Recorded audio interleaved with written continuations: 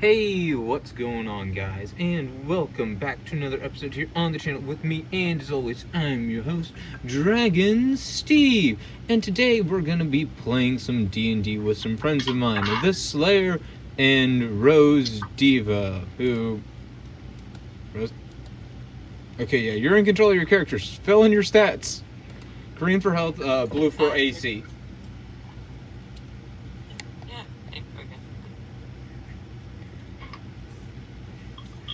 The original idea was we were going to do this campaign in VR, but technical difficulties, and we decided to do this over a PC web browser application called Roll20. So I hope that turns out well. For you guys will be seeing things on my end through my eyes. I know Slayer was originally planning to do do a video of how this is going to be on his end. So, before we kick things off, I will have you guys introduce both of your characters. Since Slayer, you have your character all ready and set to go, please introduce yourself to the crowd.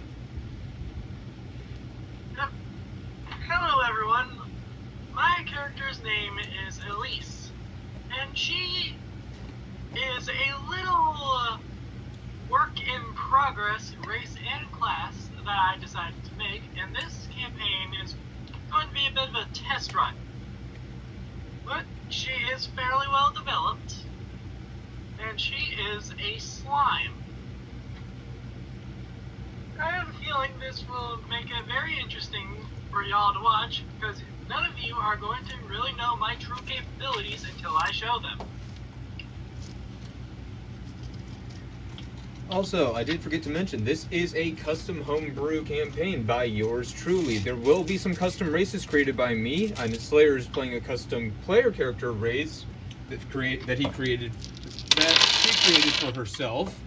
On top of that, I'm using a homebrew guidebook called the Skyfarer's Guide, which brings a lot of aspects from GranBlue Fantasy to D&D. Other than that, we're using the core rules from 5th edition's 2025 revamp.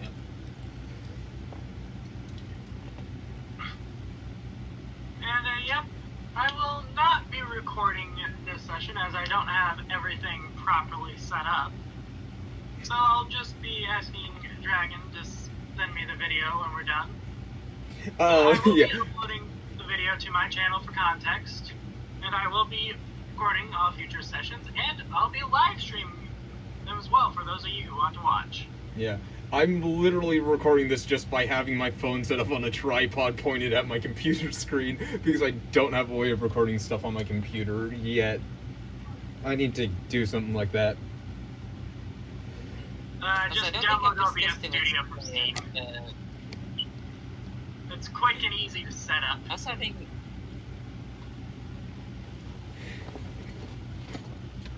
Are you gonna set your character?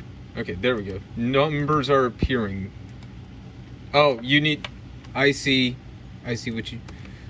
15... 8... There we go, save change. So, you do need to set it as a slider to get the numbers to appear over your character's head, Rose. I did that for you. But now, you, feel free... Rose, go ahead. Feel free to introduce yourself.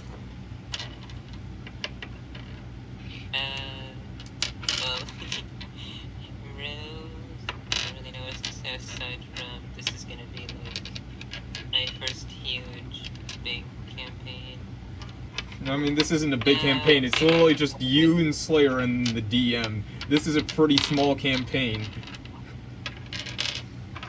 No, I don't mean big as in a lot of players. I mean it big as in, like, you know, like there's a lot to offer. Like, there's just a lot. Oh, yeah. Well, first time for everyone. I'm first time DM, so... There's going to be a lot of firsts in this campaign, so please do try to be patient with us if we do anything wrong. We don't mean to. I'm going to be flying by the seat of my pants for most of this campaign, as I do want, as this campaign is set with a general story outline, I wanted this campaign to feel very personal to the players as well. So I made a rough story outline that is easily changeable, so that way we can have fun with this, and I can make changes to the world as needed. So, with that, without any further ado, let's get straight into the game. So,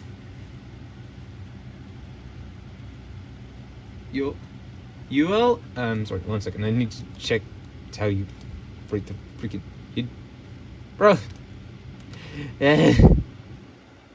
1 sec. Of course, you do realize you can name your token in this, right? 1 sec. Alrighty, I have decided to start recording. It's going to be a little rough because Alrighty, I have decided to start recording. It's going to be a little rough because I just rushed my typical settings.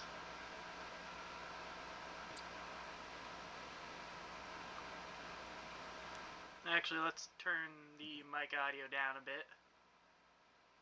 Sorry, 1 second. I need to grab something. Yvonne. Alright, there we go. So yeah, my recording should be better than Dragon's because I'm using actual screen capture software.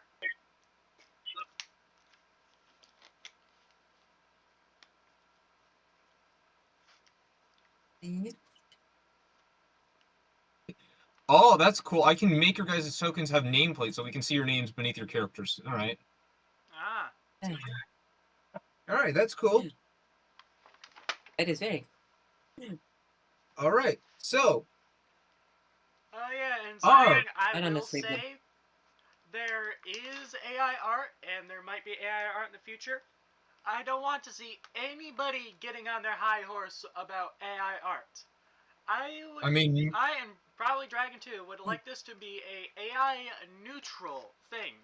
We don't need that controversy here. Yeah, no, I mean, if you know anything about me, my profile picture on YouTube and on here is literally an AI generated version of one of my OCs. Yeah, so if you're going to say anything anti-AI, don't say it. Yeah, please don't. We like to keep this a fun campaign for everyone involved. Alright, and with that, let us commence play. So, Eleise and Yvonne, you two wake up in the middle of a forest grove, about 50 feet ahead of you, or so, because this actually has like a tile measurement system I'm going to do. So I'm going to... Rose, you gonna input your character stats? We already... Yeah. So, about 50 feet from you guys...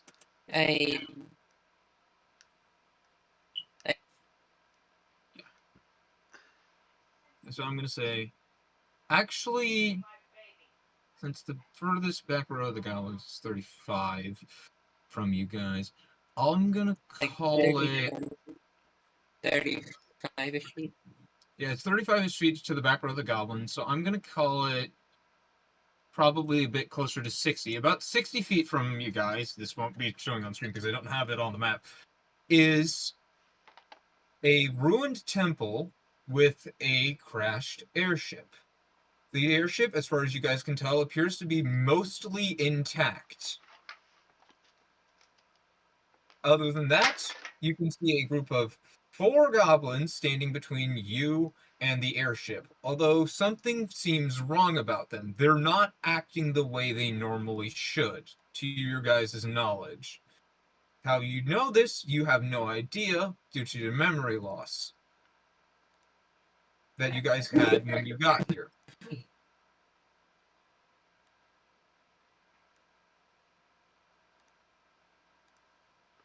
To the backstory lore of the campaign, I already told these two about this, is they were dragged from other dimensions, but their characters aren't supposed to know this yet.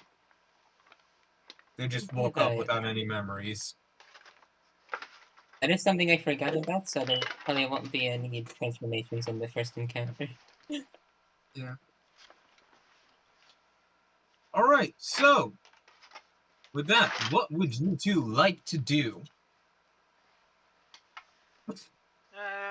Right now I'm just currently trying to find my cell phone.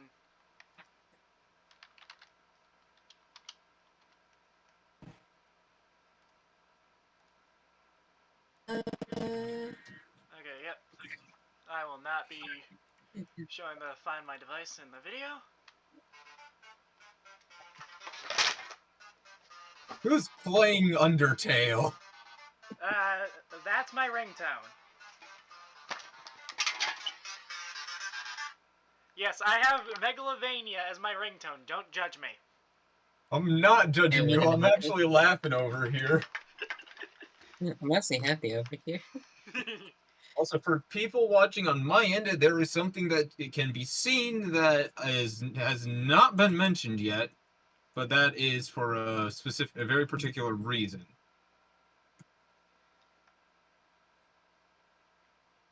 Alrighty, I now have my phone, so I can very easily see the capabilities of my character. Yep.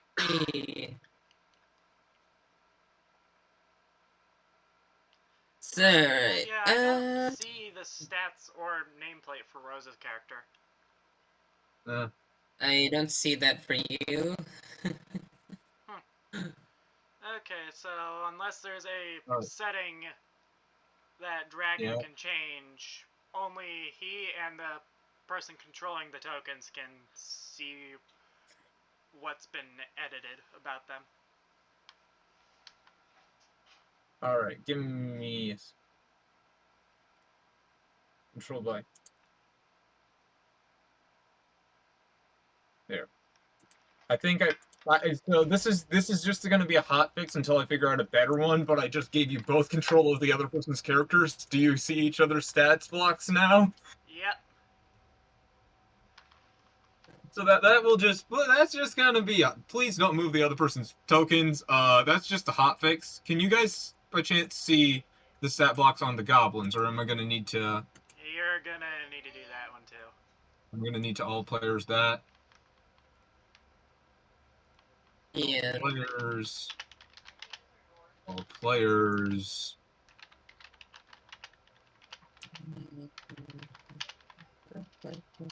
All players, and then I will keep the secret entity under my control exclusively until it shows itself.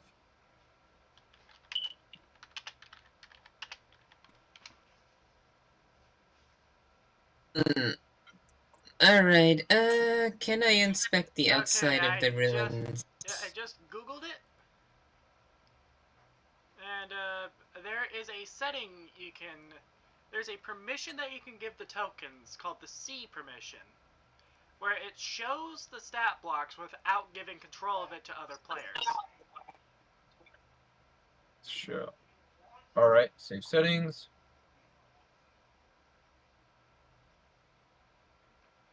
Of course, that is the AI overview, which could be referencing something completely different, so let's check an actual search result.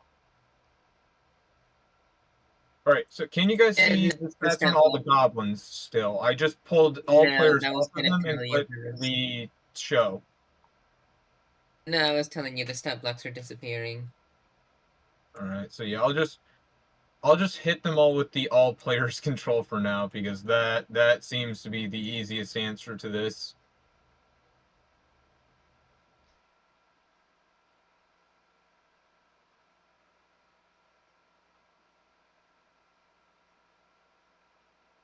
Alright.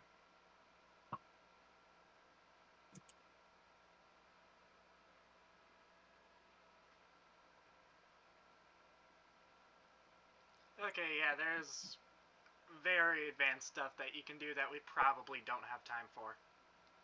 Yep. Alright. So, let us get on with this. What would you guys like to do? The goblins do not seem to have noticed you yet. We can see the goblins, or Yes, you can see the goblins, clear as day. hmm. There is a Alright, bit of shrubbery and what... rocks in between you and them. However, they have not noticed you, yet you can see them, and I'm going to... About 15 feet behind them is the ruins. I see.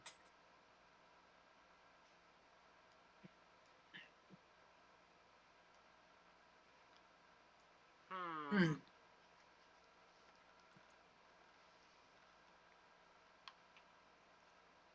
Alright, see. So, but actually, let's see. I was gonna say besides my transformation device, but do I actually have it on me? Like, was it knocked out of my pocket when I was down here or something? No, you would have your you would have your transformation device. All right. So besides that, would I have any of the other like random devices I would carry around me, like a gun or other kind of blade? Yeah, just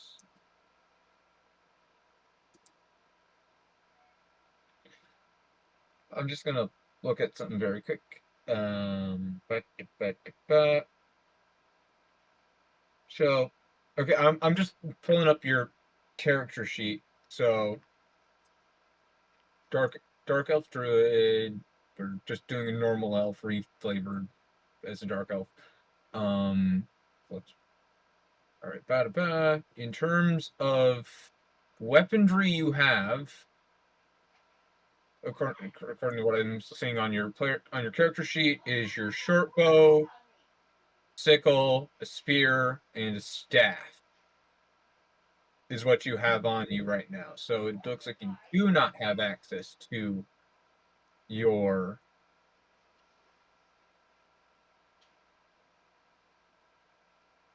transformations All right right. now. So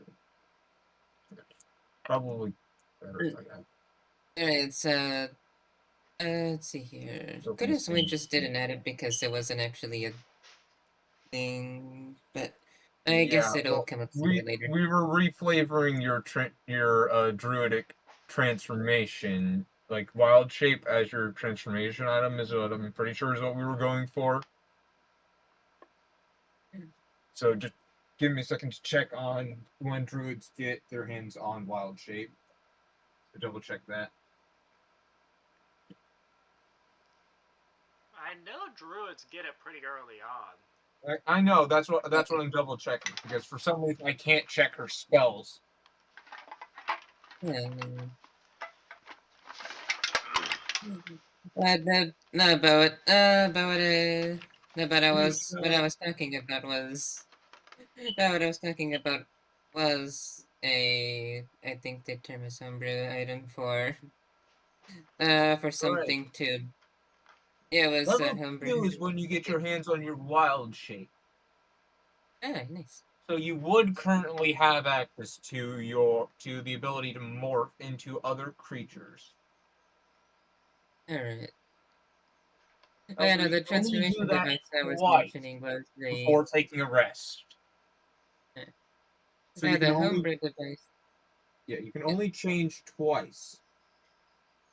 fair enough. But yeah, the device I was mentioning for transformations was the homebrew item we discussed on, which it says, which just said, uh, yeah, yeah, just take whatever I have, just take whatever I have currently and size it up, but I have a very limited time slot for how long that can stay.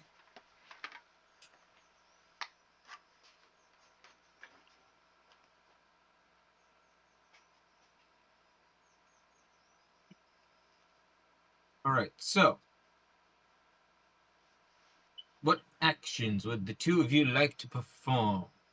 Hmm. Actually, technically, we'd have to roll for initiative, but I'm not going to roll for the goblins yet because they are not in the initiative order because you guys have a surprise.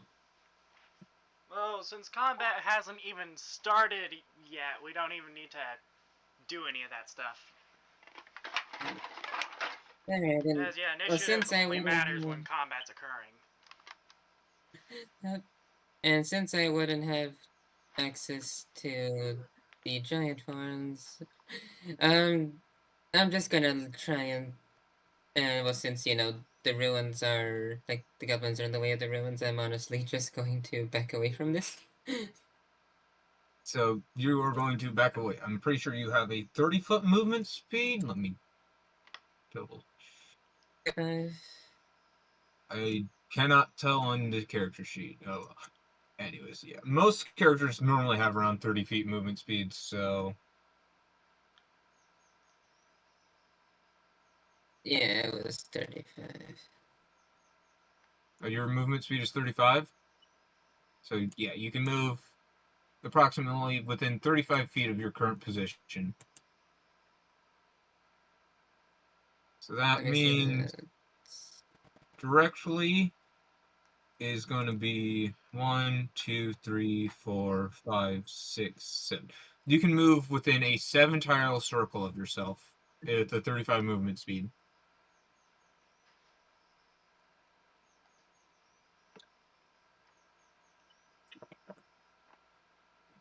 If you're just Alright. running and running, you're wow, wow, you don't want an airship?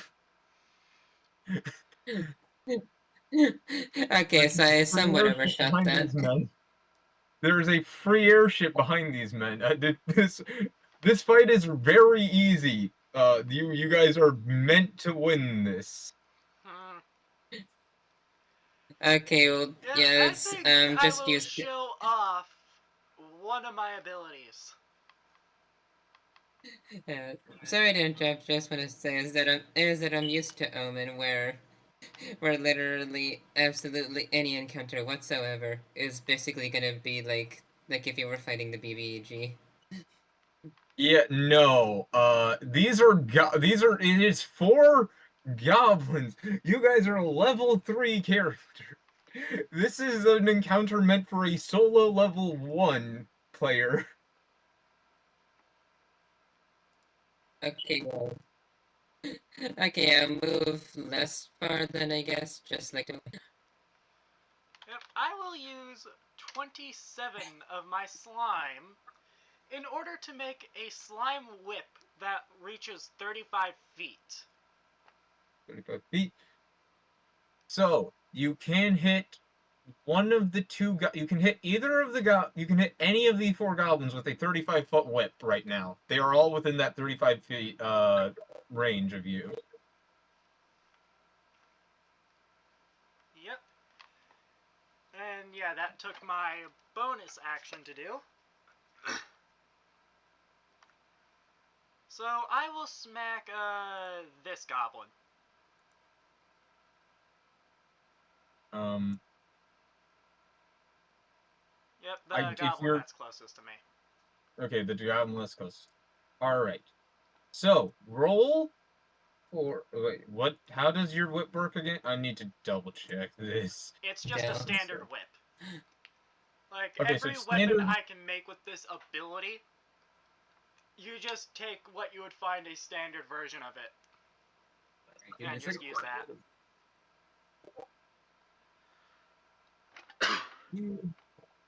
Let me just see if I can. It would do 1d4 slashing damage on top of its hit, which is finesse and reach.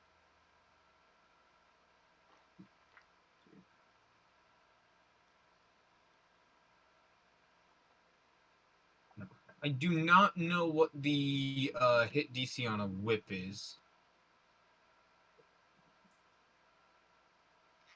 Well, I'm pretty sure, like, all weapons in the game without magical effects are just you roll a d20 to see whether or not they hit. Well, so that's actually not true. Depending on if you have proficiencies with the weapon, or you also get a modifier based off of a certain stat. I think a whip would be based off of your dexterity. I'm gonna say. Eh, Yeah, I looked it up, and it says when making an attack with a finesse weapon, which the whip is, you use your choice of your strength or dexterity modifier for the attack and damage rolls. And you must use the same modifier for both rolls. Alright, so you get your choice between strength and dex.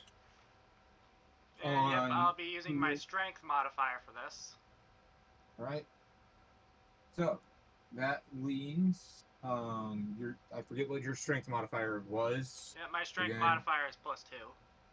So +2. So that would be 1d20 +2 for your roll to hit. So please do that and give me your number.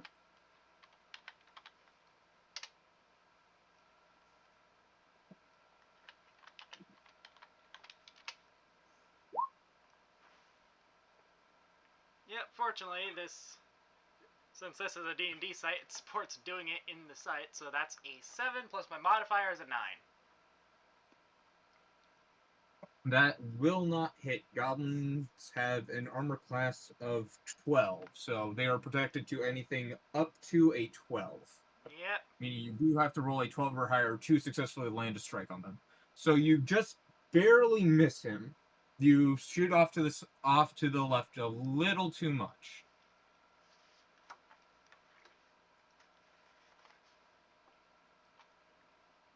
Fortunately for you, they do not seem to have noticed the two of you yet. That year, I want to try something which is to throw my spear at the same one Slayer missed. Alright, so I am just barely over a foot tall right now.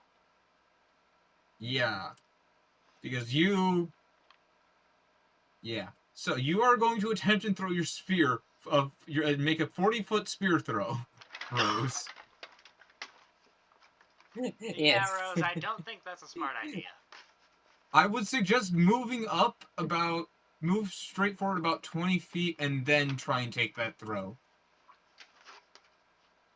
They will not notice you yet. Okay, from there. so I'll take myself here. Okay, So take now it's myself about a just 25-foot throw. You have a strength of modifier of 0. So, yeah. So your spear roll, because I can see that on you. Your spear has a 20-foot range, so you do need to be just ever so much forward, because it is at 25 feet from you right now. You need to be one more tile forwards to be in range. There you go. So now you are within range to throw your spear at this man. And that is going to be a D20 plus 2 to hit.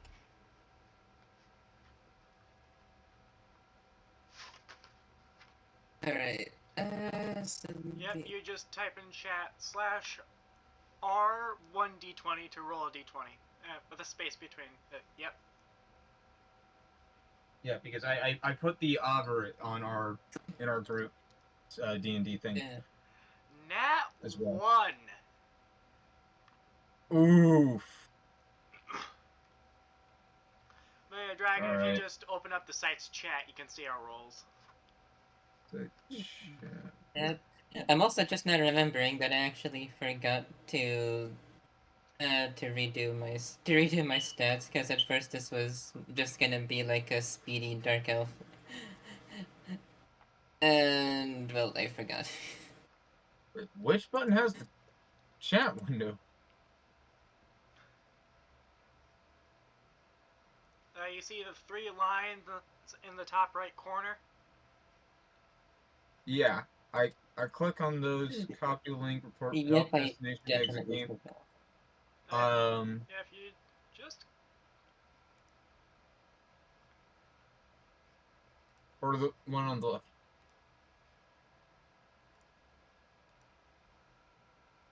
I'm gonna share my screen, so... Yep, you see here? Yep, there you click, and that's where the chat is. Which one? That one over there? I'm looking at that is Graphics. Text chat. Enable chat. Alright. And Graphics, audio I'm and pretty sure video. it'd be the text chat. Yeah, no, it's text chat and options. I have the options. I have options to control the text chat. I cannot see the text chat.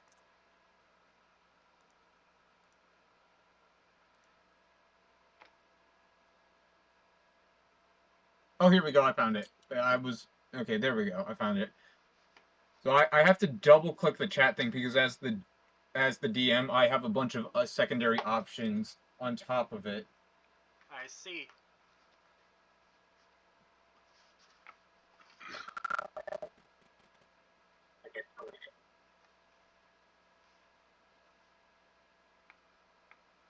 Oh, great. My recording cut off because my phone went to sleep. Oh, me. That's Yeah, fun. I'm still recording, so I can just send you my video, as quality is Yeah. probably going to be better anyway. Thank you. Yeah, I'll look into getting some kind of setup that will allow me to record it in the future. Yeah, I recommend OBS Studio. It's free, All right. and it's what So, almost everyone Rose, uses. nat 1 plus 2, so that's a 3. Give me a second here Oh. to do the thing. Well, hopefully she will miss so bad that the goblins don't notice. She is going to, yes. However, all right. So you end up tripping and falling on as you run forward and attempt to throw your spear. Your foot gets caught on a tree root and you trip and fall on your face, doing 3 damage.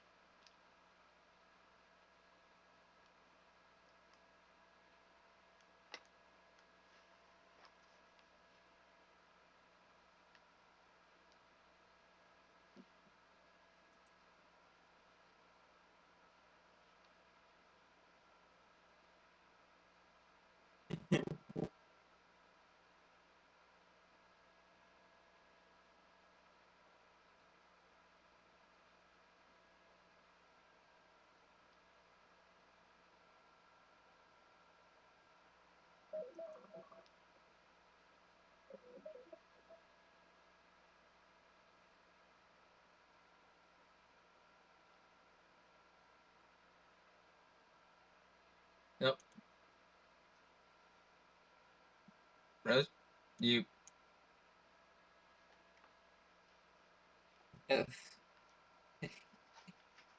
Wait, Rose, are you using your bread bar as your HP? Let's see, so this. Oh, Because no. I was using green bars for HP.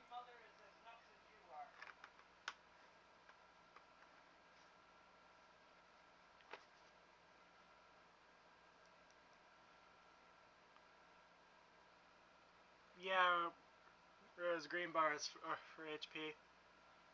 Yeah. If we were using red bars, I'd have a max HP of 72. The goblins still have not noticed you guys yet. By some freaking miracle, these things have no perception whatsoever. Alright, where is Rose's spear? Rose's spear is on the ground next to her, so Okay. give me a second. I think I can do a thing. Uh, Oh, wait, I can't. I was gonna say, I think I have I have something that I think I do. Rose's spear is right over here in the blue circle. Okay. So I don't need to grab that for her then. Yes. How do I undo that marking? I would like to remove the mark that I just made.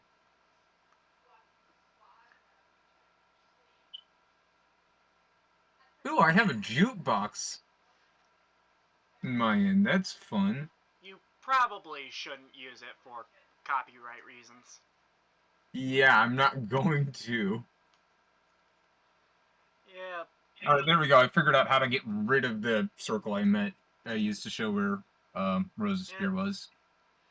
Yeah, we should be fine with me not editing when my ringtone is playing because I'm pretty Undertale sure, music is free. yeah, like there's still copyright laws around it, but Toby Fox did ensure that people are still capable of using it. Yeah. Which I love him for. Yeah. Of course, he doesn't have that much power because he's not the technical owner of it.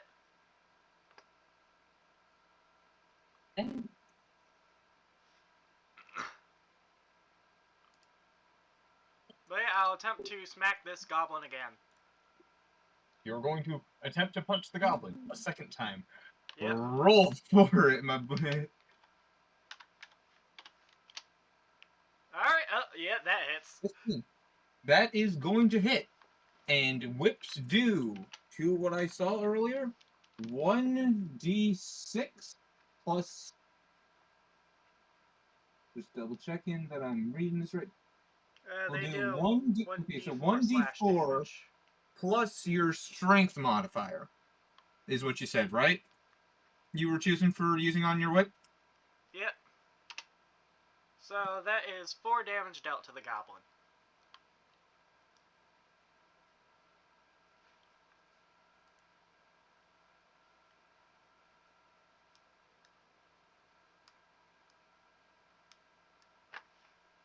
Alright, since you have now punched them in the face, they are now aware of your presence.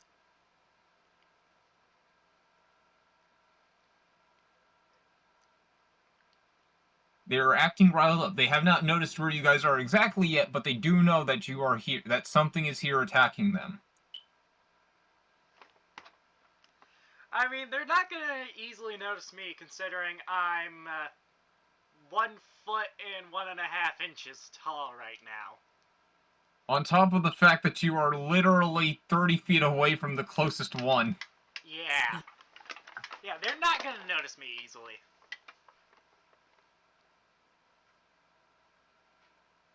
Yeah, they might notice Rose easily, but not me. Considering I am tiny. Alright, give me 1 second. I'm doing something. I'm using a physical dice for this because I'm doing this as a GM roll.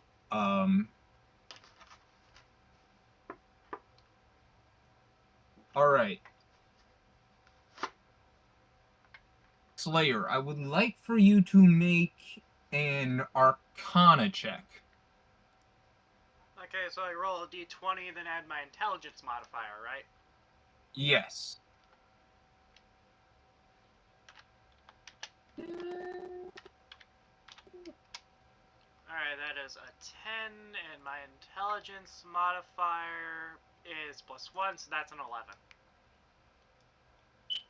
You do notice that there is another presence near the goblins, though you cannot tell what it is. And you can tell that it knows that you are here.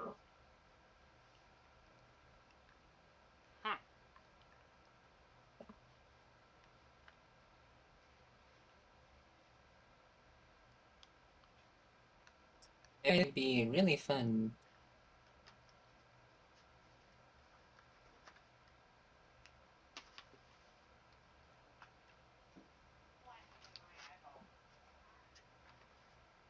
Alright, your turn, Rose. Yvonne.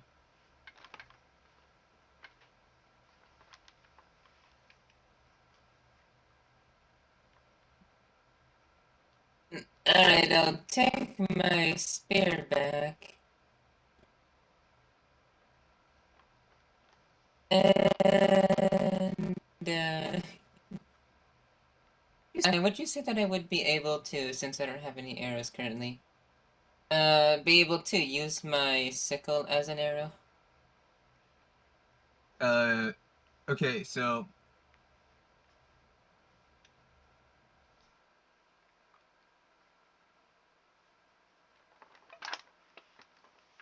here's the thing. I can't see it in your because for some reason D&D Beyond is not letting me directly check some of this information that I do know I should have the ability to check. If you started off with a bow, chances are you started off with a quiver of 20 arrows. Oh. Huh. Now that is something that was not shown to me, but... Yeah, normally if you start off with a bow, you start off with arrows to go with it.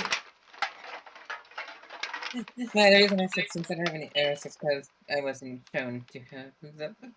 But, Yeah, if you alright. look at your character sheet, it should, in your inventory, it should say quiver of 20 arrows.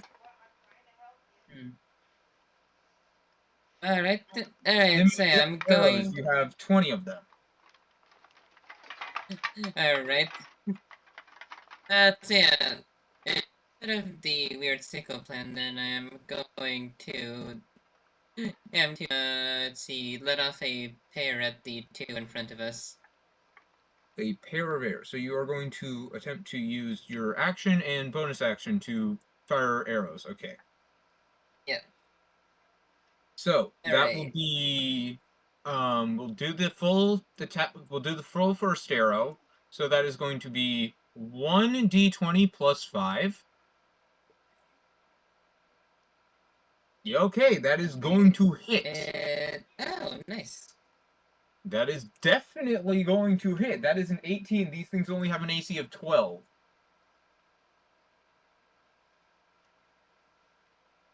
Alright, now for damage calculation is 1d6 plus 3. The second is the same, I guess? So 4 damage. Okay, so I would like to know which goblin you targeted with your first arrow. Alright, let's see. Rose, you can just click on the goblin, well, right-click it, and then there's an option to ping everyone. Alright, let's see here. That be.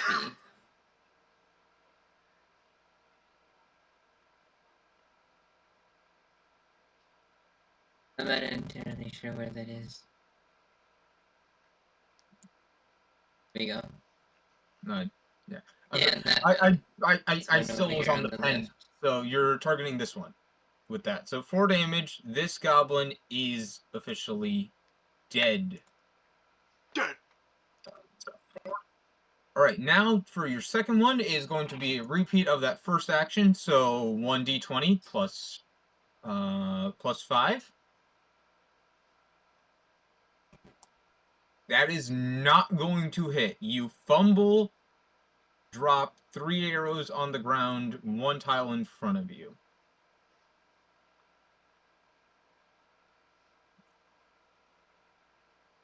As you try and pull them from your quiver, you are going to drop a few arrows right over here.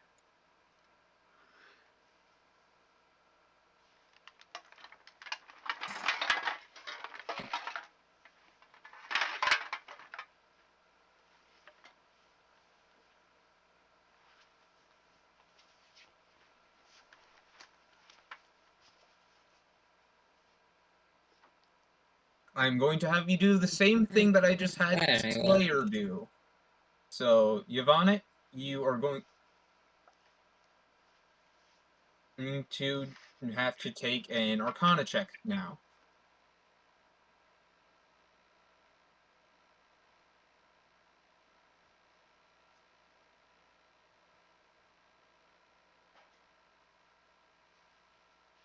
Alright, you too are able to sense the presence and sense where it is at.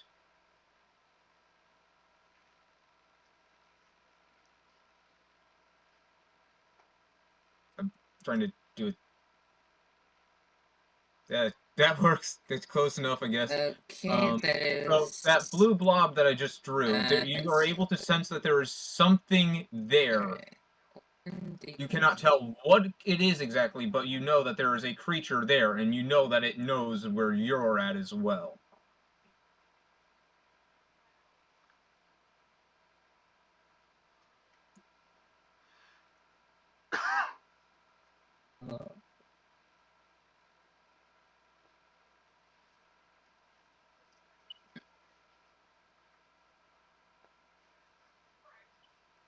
You can tell that it knows you know it's here, and you can tell that it knows you're here and where you are. Now, who's ready for the enemy turn? I mean, I'm not easily Ooh. touched right now. Yeah. Yeah, they're That is going to play hell trying to hit me. Because, you know, If you- only a foot and an inch and a half tall.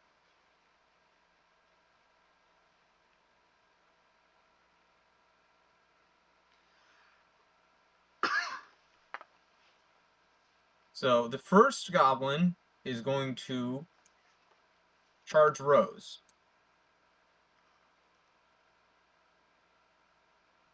Over here.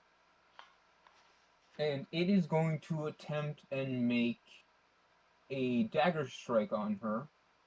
So that is hit to 4 to hit, so roll 1d20.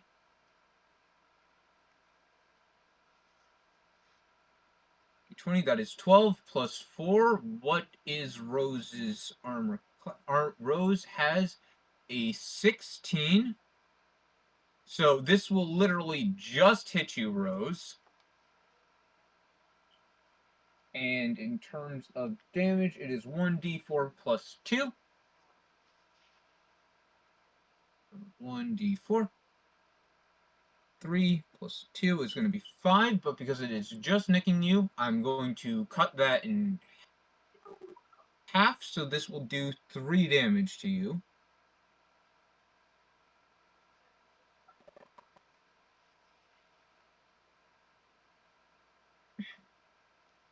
Okay. I'm gonna Alright. need to become a shield, aren't I? Incorrect. Nope, one more tile. Oh. There we go. Sanos, until I can get access to my giant wild shapes, probably.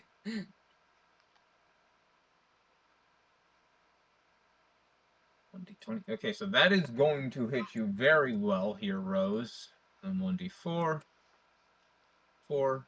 So plus 2. That is going to be 6 damage to you here, Rose.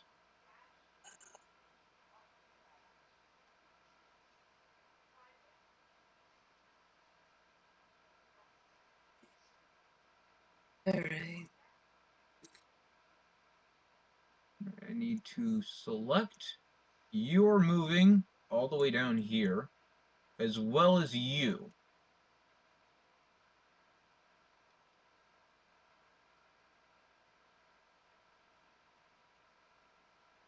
Again, only Rose knows where this blue blob is, and she cannot tell what it is, though. She can only tell where it's at. Yeah, but I feel like if it attacks me, I'm going to know something's there. Well, here's the thing. It does not attack, it only controls other creatures, is this creature's entire thing. Okay. So, once the creature that is hosting it dies, it will be revealed. Alright.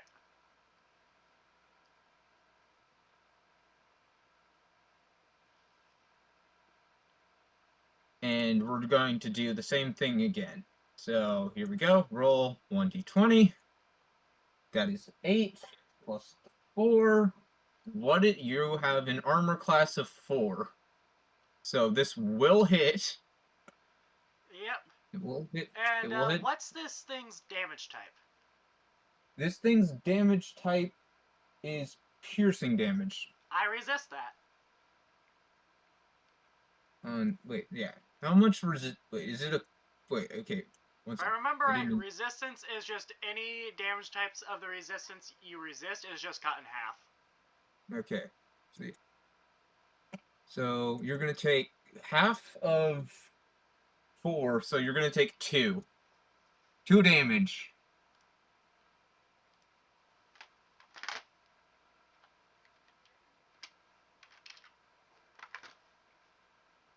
You there, Eleise? Yeah, I'm here, and I just took the damage. Alright. Eleise, I would like you to make that Arcana check again. Alrighty.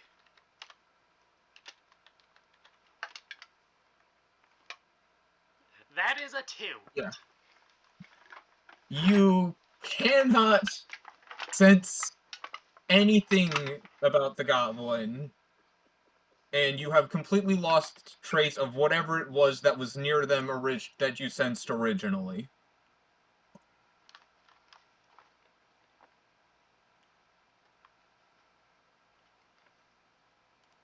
Alrighty. And so, with that, it is now, once again, your turn. Because you have started our combat order.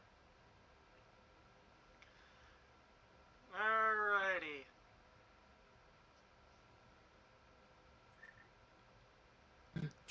I will... wait, it's my turn, right? Just make sure. Yes, it is your turn. So, yep, I will reabsorb the slime I put into making the whip and just and make a great sword instead. So I have 62 slime and a great sword instead of a whip. So your greatsword does 2d6 slashing, and it is a heavy type weapon, two-handed. Alright, and So that is going to use your strength modifier for your attack roll. yep, I will now attempt to smack the goblin. Alright, please do. Roll 1d20 plus 2, I think. Or So, whatever your strength modifier is. I forget what your strength mod That is is. a 7 to hit. That, you are going to swing and miss. The goblin parries your attack. Ah yes, he parries a great sword. With a knife. Yeah, with a knife. That's the worst part. Yeah, you just had a great sword parried by a goblin with a knife. Well, that one's going down in history. Alright, as it is your turn again, and you are next to the creature, you do have to make another, you do get to, if you want, attempt to make an Arcana check to see if you can sense it.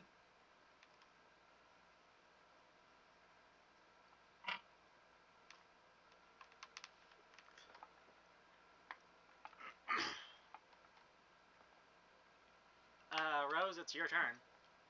No, Slayer, no, Eleise, you still have one more action. If you want to, you may attempt to sense the presence of the creature that is controlling the goblin, because you are next to it right now.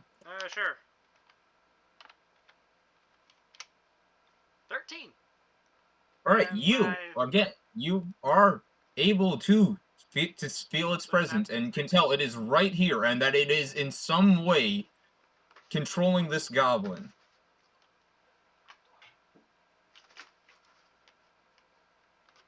That is attacking you.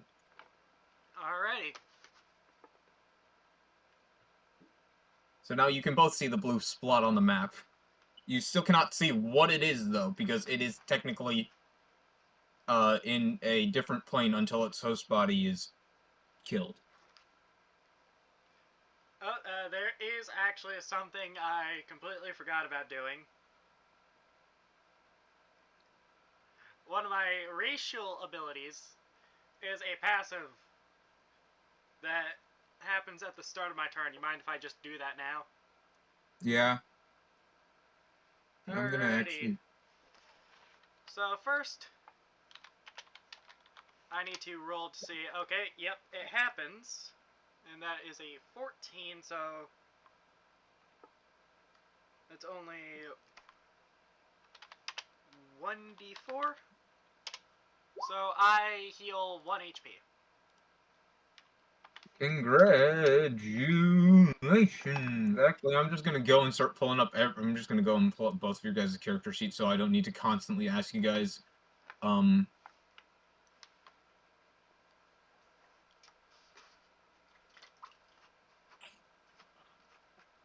for armor class numbers and stuff. I can just see that. Just Plus, our switch armor them out. classes are just on our characters. Yeah.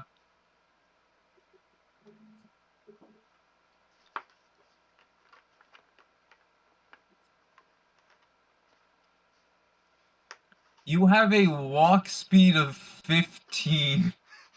Yep. Getting around with you is gonna be painful. Yeah, not my smartest decision.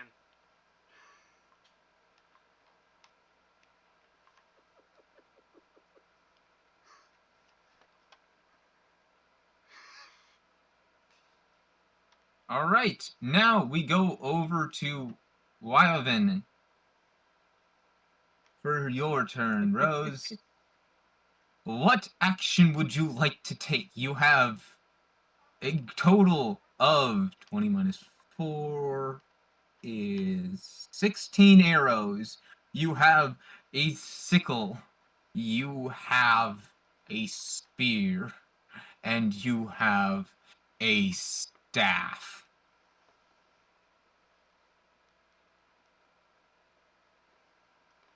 Ooh, your sickle does have the nick Sure, I'm gonna property. have my.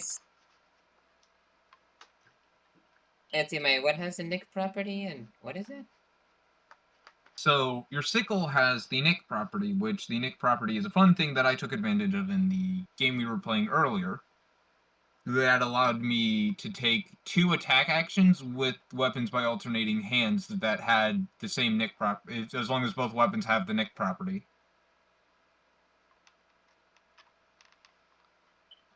So basically, by switching which hand I'm using it on, I can attack twice with the sickle. I mean, no, you'd need 2 sickles for that trick, but yes.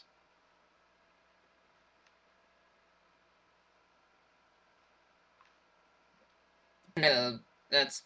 I don't think that'll be a thing then. Alright, but yeah, can I have? Yeah, can I have my staff try to push these 2 back by by shoving these staff into them? I guess a sort of battering ram. Alright, that is going to be 1d20 plus 2. That is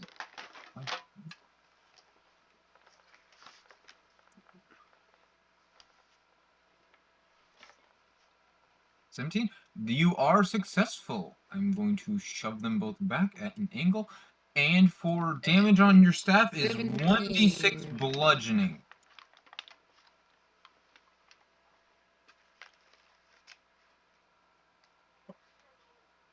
One damage. Okay. Holy oof.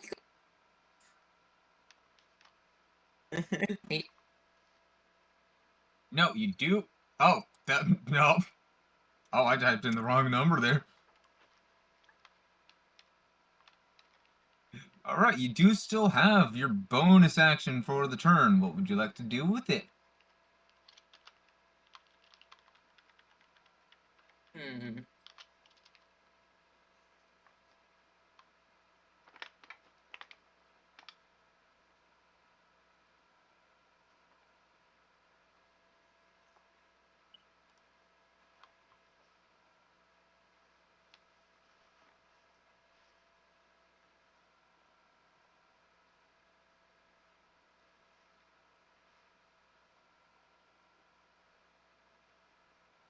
So for some reason my thing just got fucked, so one moment while I refresh.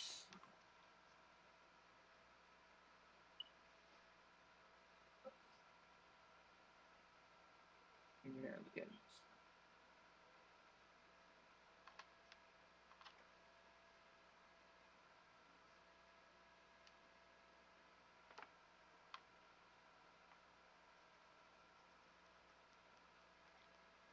There's an ad.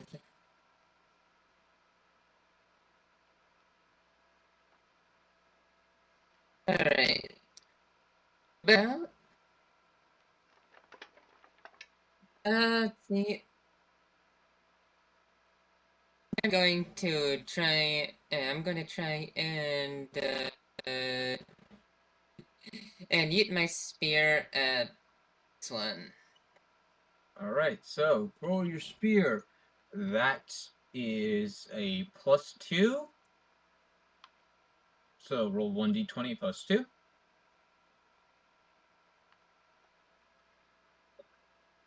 8 plus 2 is 10. You are going to miss. You will successfully throw your spear, but you're going to miss him off to the side. So your spear is going to be over here for now.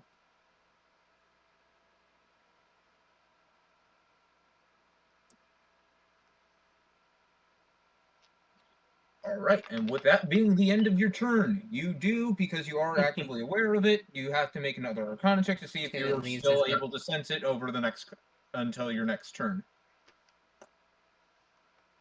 You lose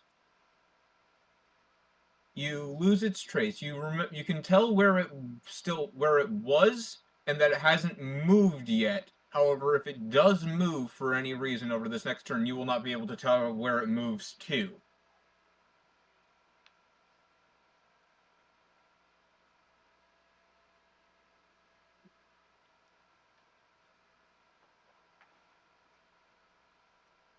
I'm pretty sure, because, yeah, you have a -1 to Arcana, so that's an 8.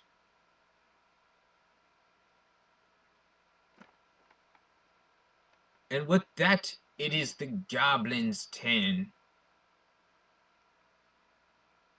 And... no...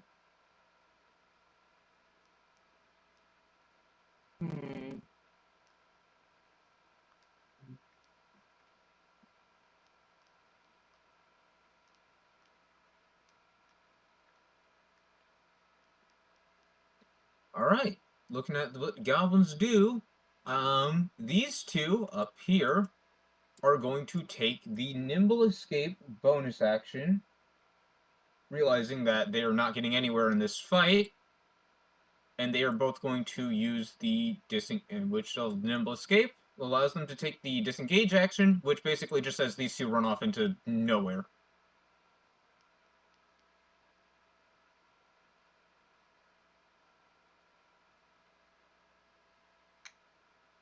They're gone. You do not have to worry about those two goblins anymore.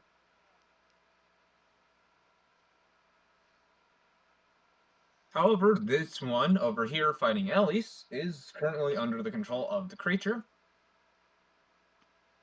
Meaning, unlike its brethren, it will keep fighting.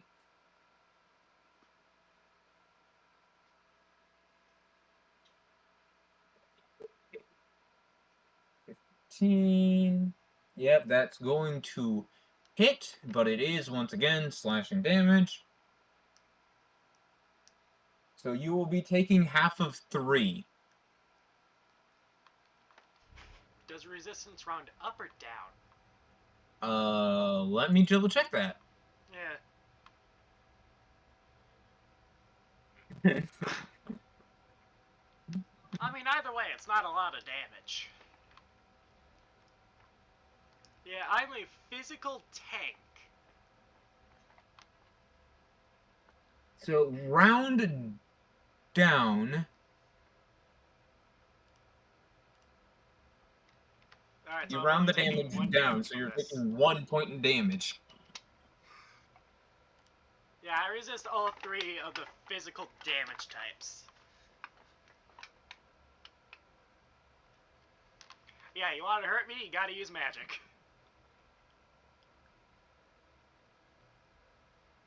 Oh, then you might not like some of what we have to fight eventually.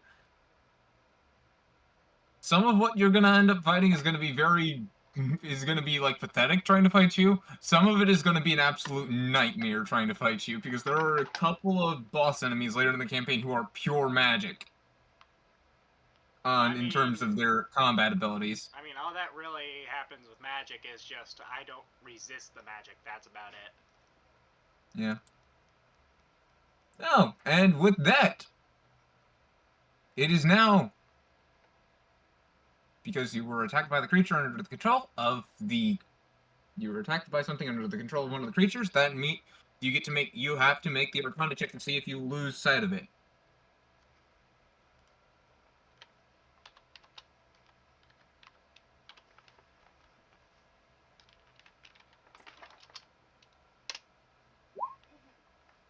Alrighty.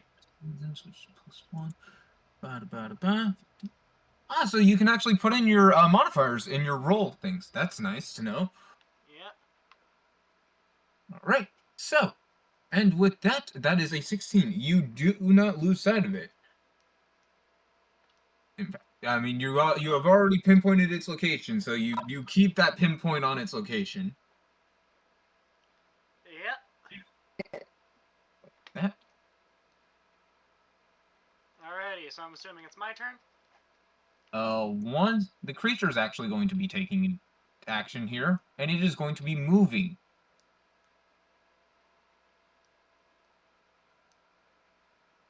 Over here. Now, do remember, Rose, you cannot sense the creature now that it has moved this time. I'm pretty sure that would actually trigger an attack of opportunity. No. Rose, this creature is not in the current plane with you guys. It is, basically, Okay. it is literally this goblin shadow right now. The goblin shadow is where this creature is. It is sentient entity inside the shadow of the goblin, basically puppeteering it. I see.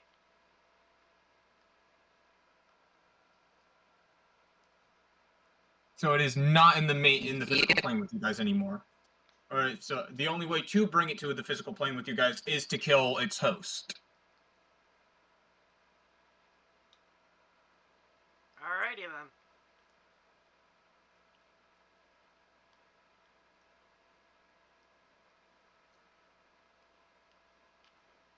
And with that, now it is your turn. Eleise? Alright. For starters, okay. My regeneration does not happen. Yeah. And I will attempt to smack the goblin again. Alright, so that is going to be 1d20 plus 2. 14! You will successfully smack this goblin And with your yep, great since sword. I'm smacking it with a great sword, that's 2d6 for damage, right? That is 2d6 slashing damage. So, and because it is a heavy type weapon, I do believe you add your strength modifier to your damage output.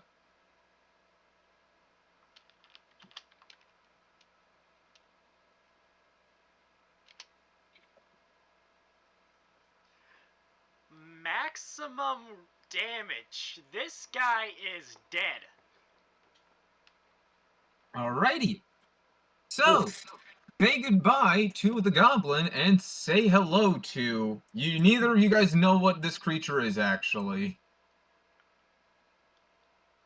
Change layer, but it will be on the field with you two, and it is standing right in front of Rose.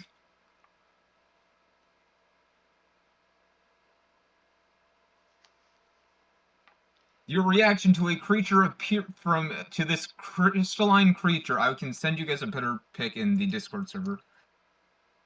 Over here real quick. So I can send you guys the same picture.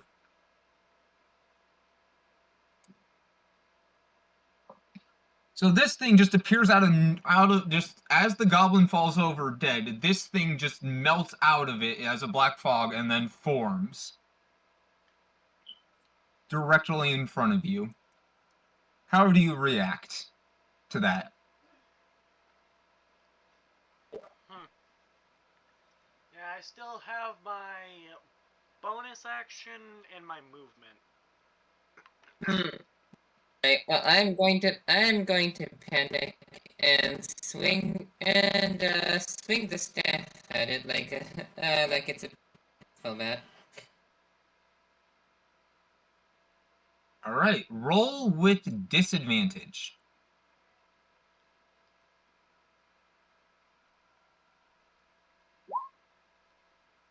One more. Alright. It's roll twice and take the lower one. Yep, so that's a 3.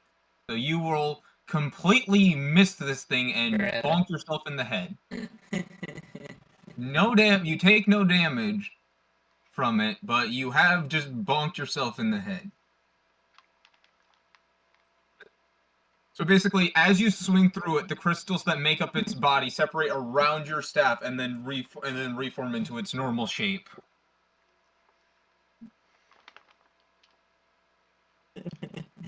Alrighty.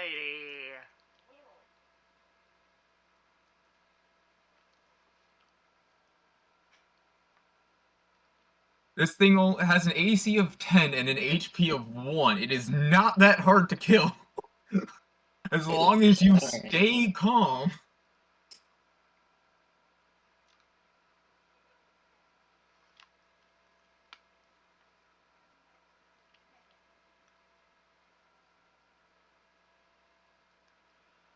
Welp. I will move here and attempt to get between the creature and Yvonne.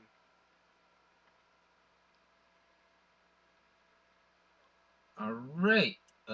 Give me one second. So basically you're attempting to distract it, correct? Yep, I'm trying to get it to prioritize me over her, because I can actually take a hit. Make a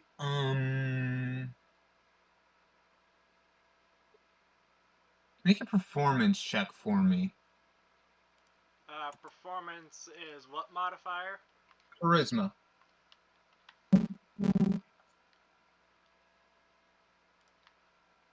I was debating between performance and intimidation, but I figured performance would probably be better.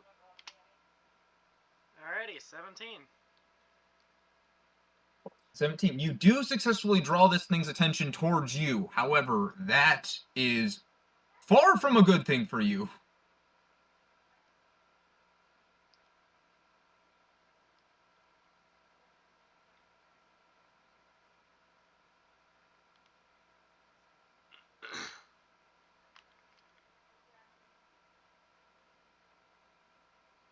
And, so yeah, I only moved 5 feet, so I still got 10 feet of movement left. So I'll just move here.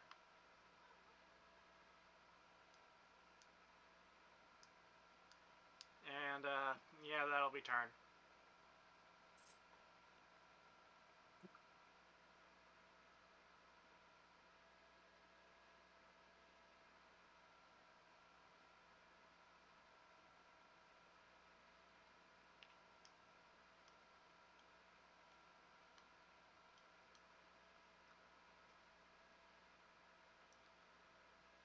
Alright. On to the Exuvium's turn now. This thing is currently focused on you, Ellie, so it will come after you right now.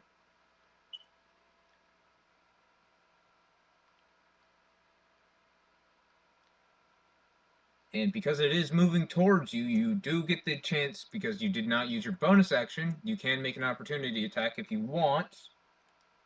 Alrighty, yep, I will make an attack of opportunity. I need to double check opportunity attack.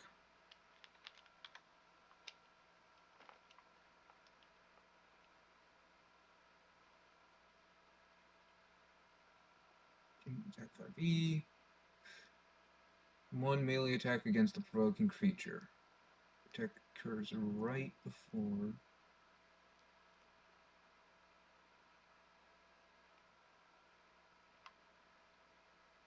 Actually, okay, sorry. That is not. Okay, I'm sorry. It is the wrong person I calls for the opportunity to attack. It is because it is moving away from Rose. Rose gets the opportunity attack on this thing, which is any basic melee attack that she has at her disposal currently, which would be her staff and her sickle. Or she can just punch it.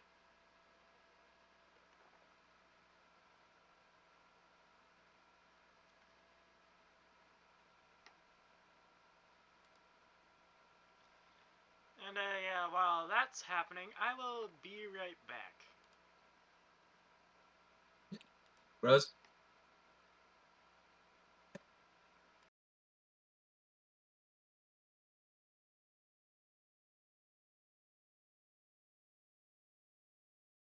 Yep.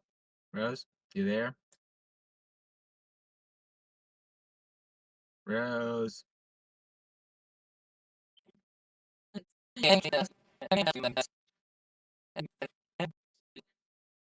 What? Okay, sorry. When you finally started speaking, you were all glitchy. And God, yeah, I was saying, already. but yeah, I was saying is I'm gonna try and thrust at the red marble inside this thing that looks important with the staff. All right. That is So your staff. yeah. So 1d20 plus 2. 19. You will successfully hit this thing directly in the red crystal. I'm gonna wait for Slayer to get back.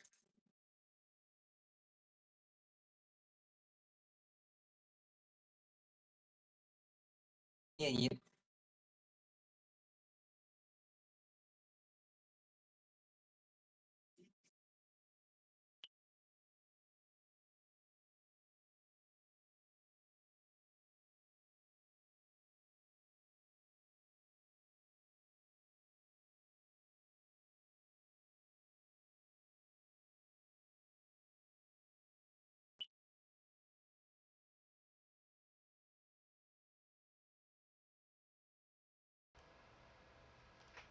I have returned.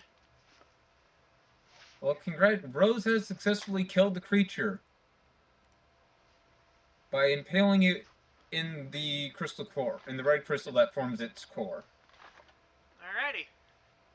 So Rose, as you hit the core of this creature, it falls over, and all of the crystals that make up its body turn back into the black smoke and dissipate into the air. However, left behind in its place is the golden ring that's surrounded. I don't know why that has a blue interior right now.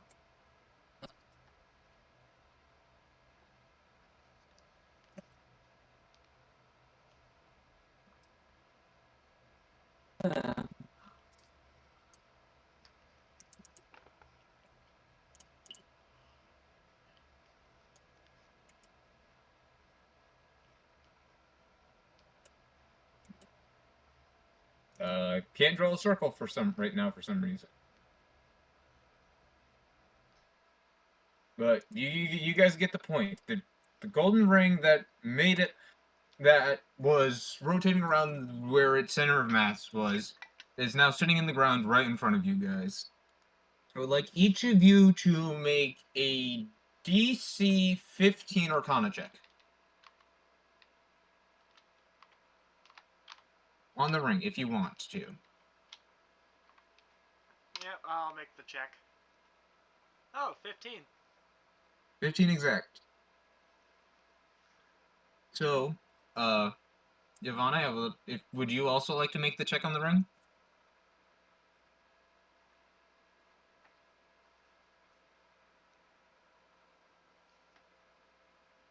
Okay. Let's see this.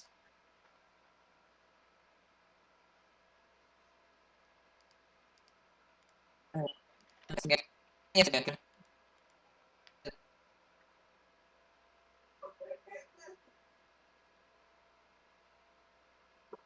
Hello.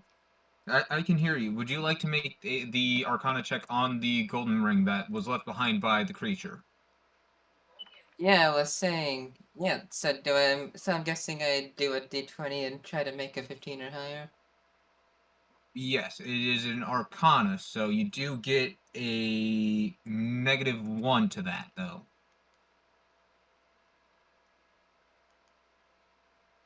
Okay. Well, that sucks balls.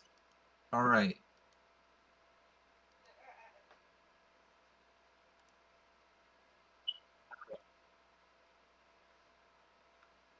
So, Rose, you don't sense anything, but Slayer,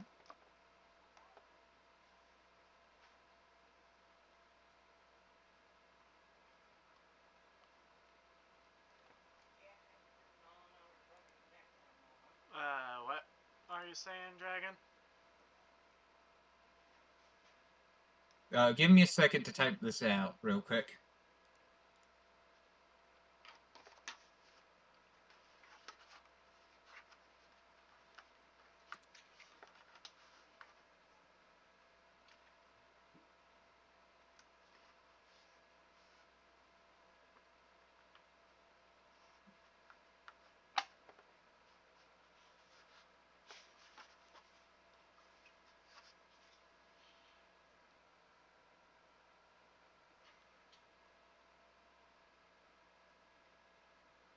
Check your DMs.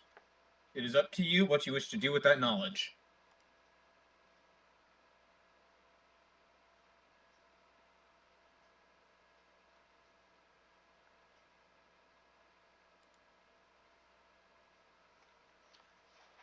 I tell Yvonne not to touch the ring. Oh,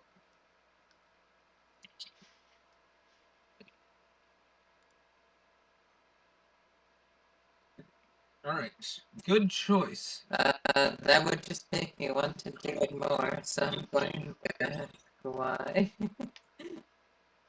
There's a dark presence. It cannot be good. It's best if we don't touch it. Well, okay, so I will let you know. Okay, here, let me check something real. I would like for you. All right, so Eleise, I would like for you to make insight check for me.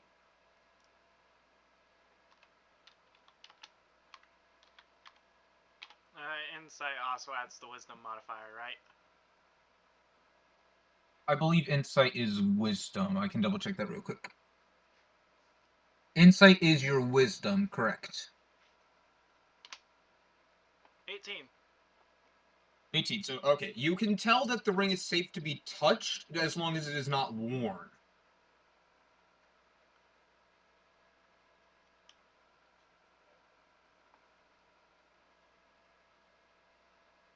Alright, I'll pick it up and start carrying it around them. Alright, you now have an exuvium ring in your inventory, although you don't know it's called that yet. Yep, and while I'm at it, I'll reabsorb the great sword.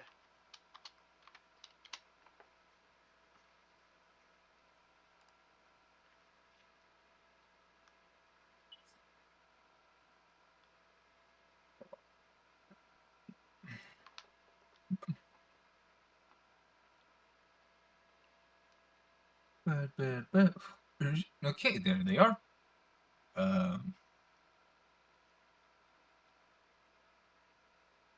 Give me 1 second to do something. Okay.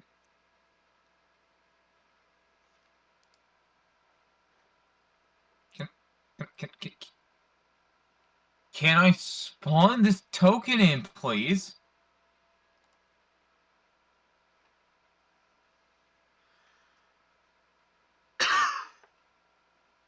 Let me. There we go! Finally! You. Roll 20.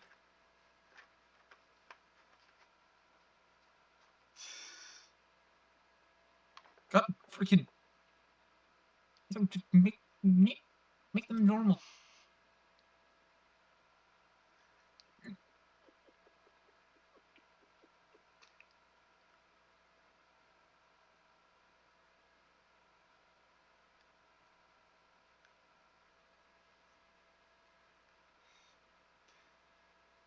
Having a bit of trouble there? A little bit, yes.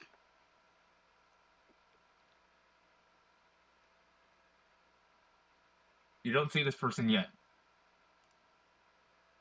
You can hear from by where the ship in ruins is a voice calling out to you guys to see if the creatures are gone. Creatures are dead. Alright. A small person, presumably female, with pointed ears similar to that of Yonovan's, but this person is much, much smaller than Yonovan.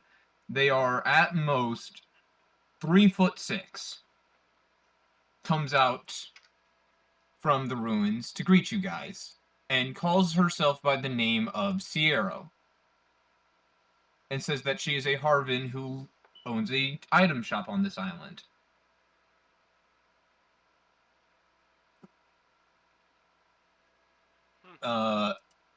Wait, you guys don't know what Harvins are because you guys aren't from here. Make insight check to see if you guys can understand what she's trying to imply.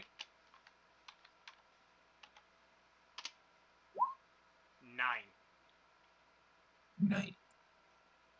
9. My inside. Yonovan, I would like you to make this with advantage. Okay, so roll again and take the higher one. So 15. Alright, so Yonovan, you can tell that Sierra is actually an Yeah, adult, no, it's despite 15. being such small compared to other elves, because you can tell that Sierra is not actually an elf. Eleise, you'd think they're a child.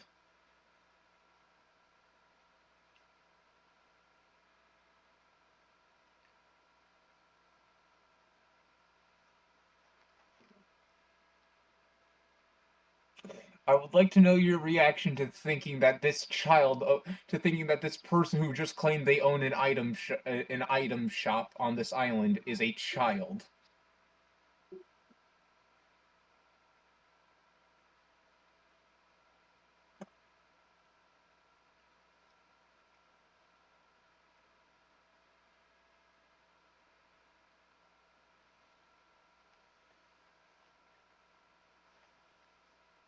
Eleise? Hello?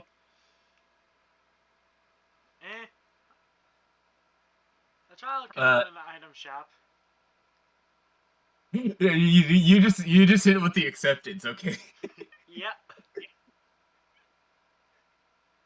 Yeah, just no reaction. You're just like, okay, cool, this child owns a store.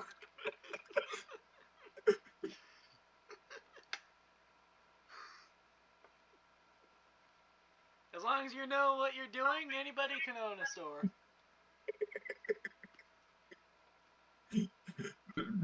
Okay, I was trying to do a funny thing because one of my favorite moments from the original GranBlue franchise is when, because I actually ripped this character straight from GranBlue. They actually do own an item shop called the Knickknack Shop, which is going to be a thing, a very prominent thing in this campaign, which is why they don't have health, because you can't fight this person.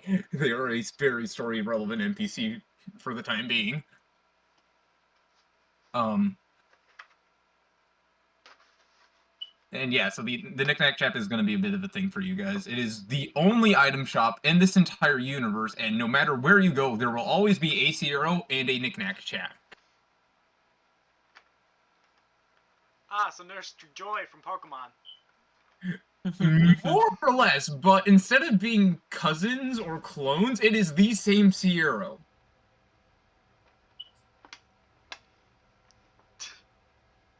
So this person is basically GranBlue's version of Hermes from Greek mythology. I see. Minus the being the god of thieves part. They are the god of travel. They are essentially the goddess of travelers and merchants.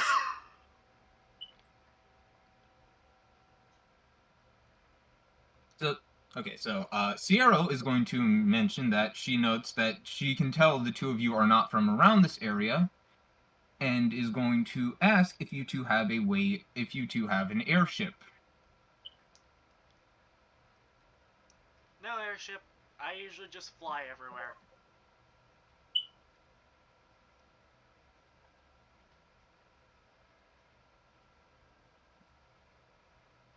Donovan? Oh, sorry, I spaced out. What? So Sierra notes that you two are not from this area and asks if you two, by chance, have a way of getting around from island to island, noting that these are islands that float in the sky in this dimension, And so she asked. Essentially, she's asking if you guys have an airship. I'm going to say that I do have. I can make myself into other forms that can possibly fly. So. Yep, honestly, I think these reactions are pretty good considering the fact that our characters probably wouldn't know of the whole floating Grim base. islands part of the thing yet. Yeah. Well, Cyril is going. Okay, so yeah, Cyril will mention suit yourself.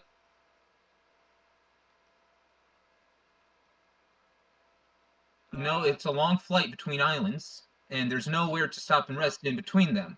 Also, if you guys are going to be flying using magic, keep away from the Rim Basin. Magic's known to be a bit wonky by there. And it has a terrible storm that has sunk many skyfarers. If you ever need anything, come talk to me at the Knick-Knack Shack. And Sierra's gonna scattle along.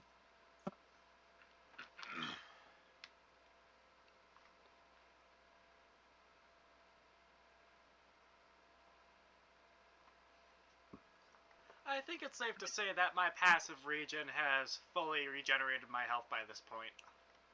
Probably.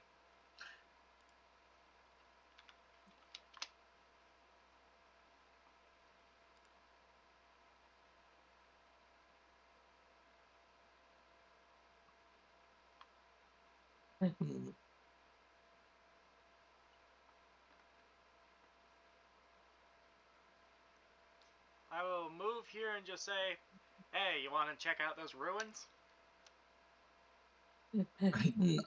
Okay, I will. Oh. Well, hell yeah. Alrighty then. Go to the map layer and delete the terrain.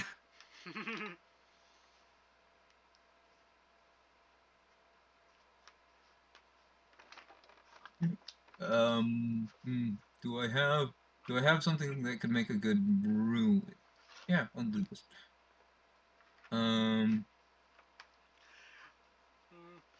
Yeah, I think we can tell who the tankier person is. Yeah, I'm sorry. Right now I'm just looking for something that would make for a good ruins area. In the maps that they already have. Oh, this one works. Oh, it's literally even called the ruins. Can I fit to page it? There we go.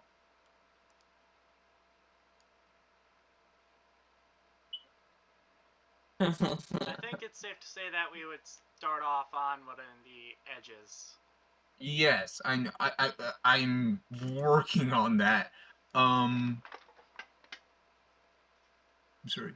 I need to center this real quick. There we go. And go to the tokens layer. And you two will come in from over here. Give me a second to do some drawings real quick.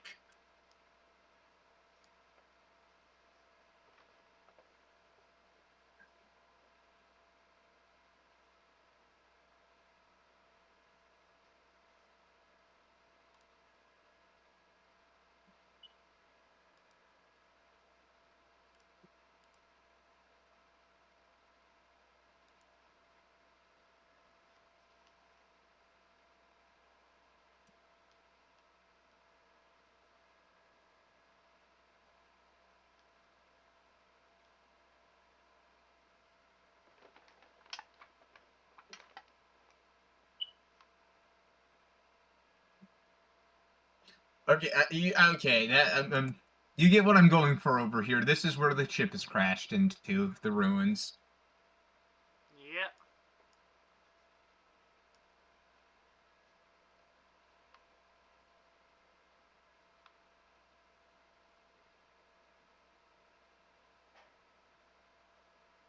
Alright, before I send you guys in here, I would like to know which order the two of you will be moving in. Who is going in first?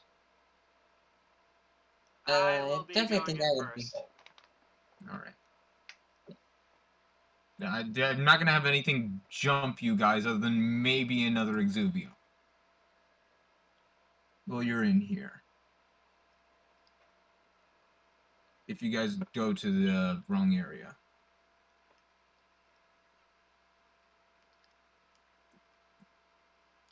Honestly, I think our best bet is just to head towards the airship.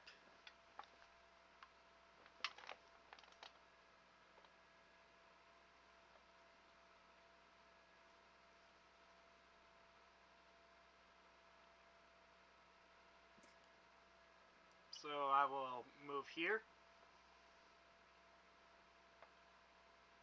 All right.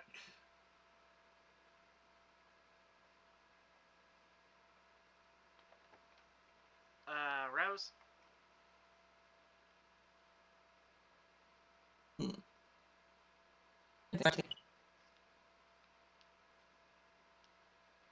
We're exploring the ruins.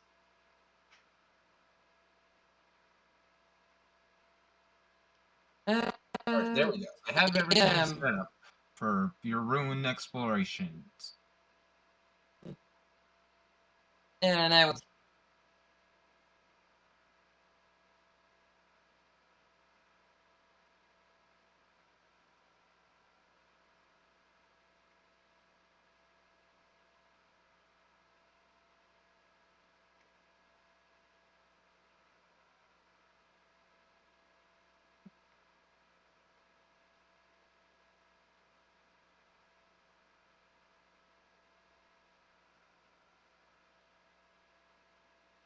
Hello?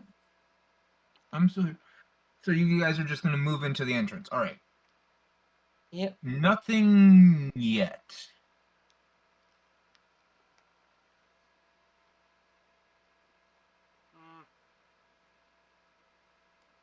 I will move here.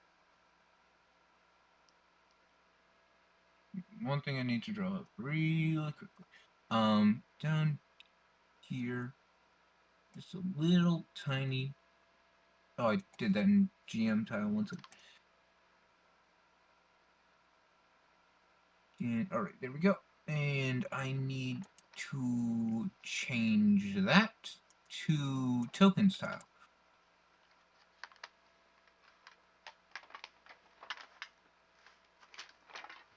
And with that, I will move back to the tokens tile. All right, I would like you to make a perception check.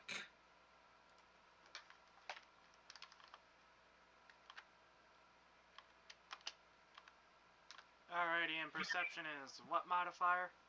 Perception is wisdom. Okay. That's an 8. It is so dark in here that you cannot see anything. Except for a light coming from the tunnel entrance that you guys came in from, and a little bit of light by where the boat is crashed into.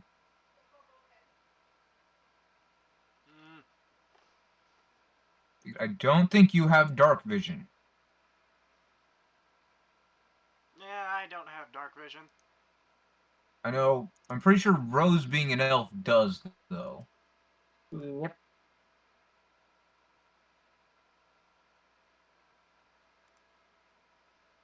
Alright.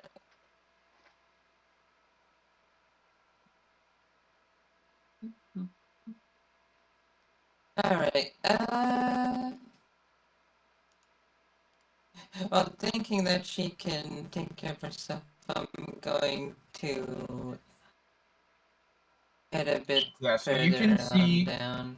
you can see within 60 feet of you right now, as if it was bright light, so the same as if we were outside. And then an additional 60 feet from that radius of as if it was dimly lit. However, anything you do see is going to just be shades of gray.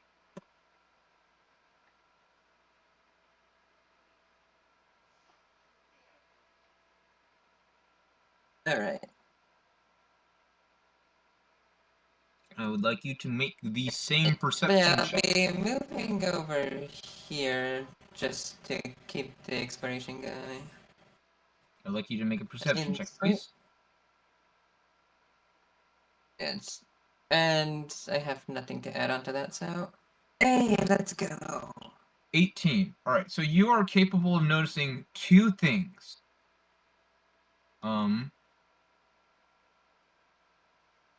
One, up here, you notice a golden spire of some kind with some crystal. You can notice a golden spire of some kind. However, there appears to be nothing on whatever the pedestal was. And over here, by the airship, you notice some kind of crystal shard that is radiating a powerful magic energy.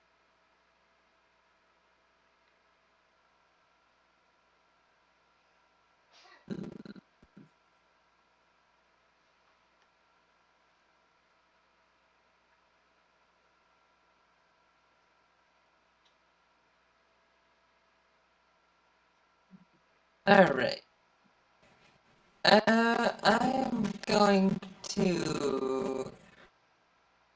I think this would be somewhat of an obstacle, so... I would travel to these weird broken pillars on the way to the energy shard that I can see out.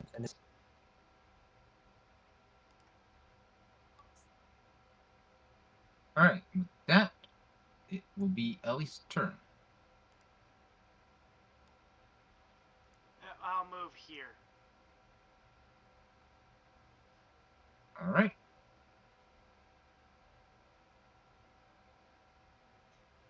With that, I would like you to make an Arcana check.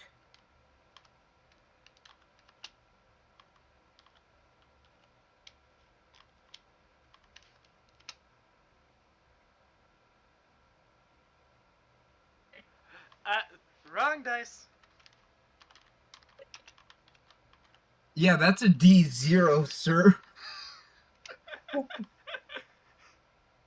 Okay, you do not notice anything off about the ruins you're about to head into whatsoever.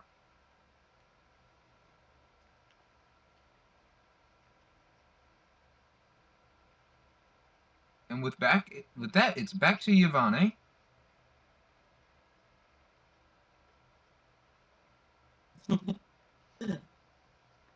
Alright, I shall climb over the broken pillar.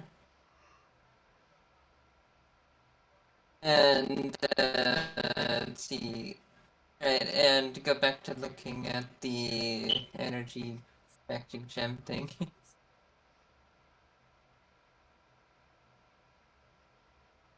Alright, I need you to make an Arcana check. Oh, okay.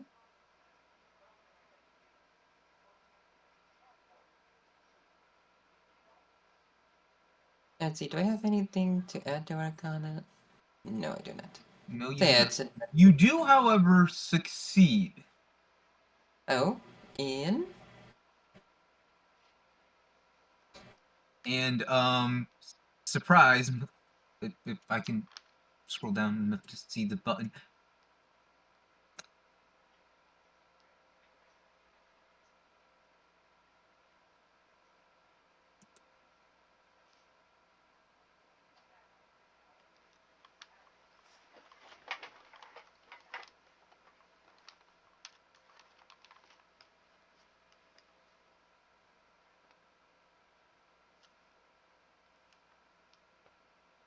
You notice an one of the crystal creatures from before hiding in a side room, off to the left a little, off to the side of the crystal shard that you were about to inspect.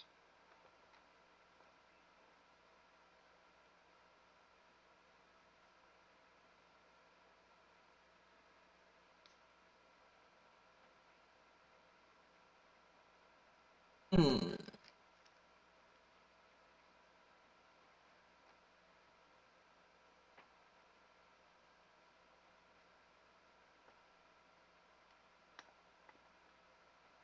Alright.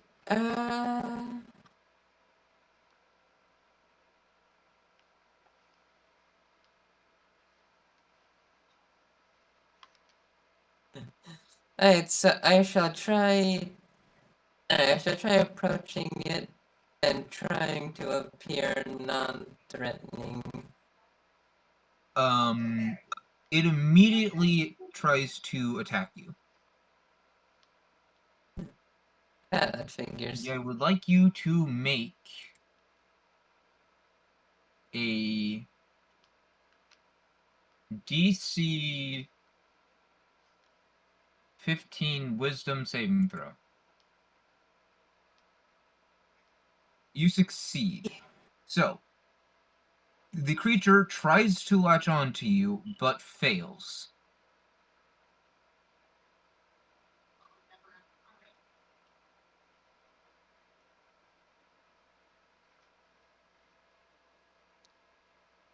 Back over to Eleise.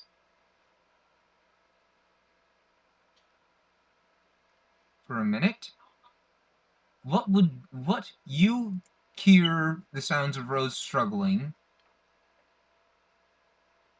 down over this way. What is your response?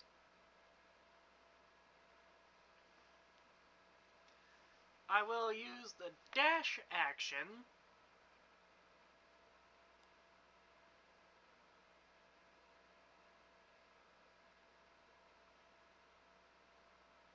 So you can go to this one. This one, yeah, this one has a wall right there. You'd be running two, so. And yep, I will dash to here.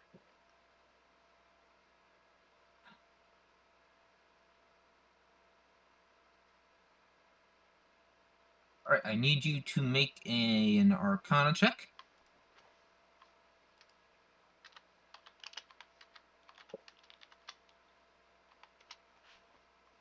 3. You do not notice.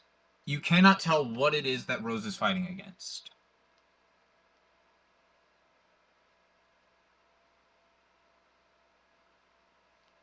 I will also need you to make that same Wisdom saving throw Rose just did.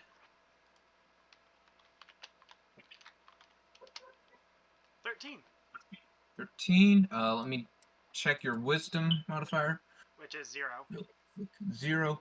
You, unfortunately, will fail. This is DC 15. Alrighty. I will show you what is happening to you right now. Can you see it? Yep, I can. Yeah, so you get latched by one of these things. So every turn you will have to take that same saving throw to see if you can knock it off of you. And until then, it is in control of your body. Well, shit. I was not expecting that. So yeah, there's two ways you can help him. Kill him, or just run away until he successfully throws it off. Those are your two options, Rose.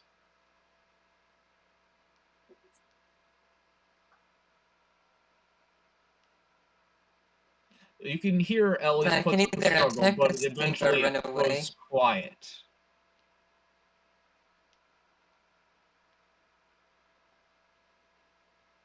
You can run away. There is two options of escape paths. One, run past the ship and go into the unknown, or two, try and run up towards the pillar.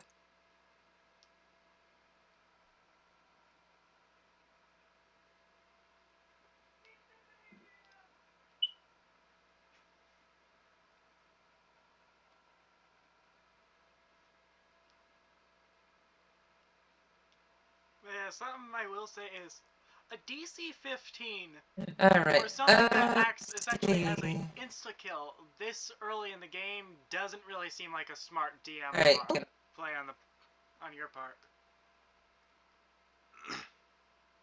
Because even if we maxed out our dexterity, that's still only a +2. Well, it is for, these things are literally just are incarnate embodiments of possession, so that's why then as you why guys, the higher play you in guys the level early up, game the as a lesser regular it's going to encounter? go down. Until you meet the higher level version. Yeah. Again, I'm still kind of testing these things because I haven't gotten to test them yet. So I can change those numbers here.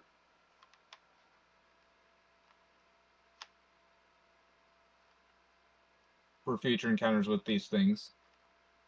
Yeah, that'd probably be a good idea, or just put them later on in the campaign.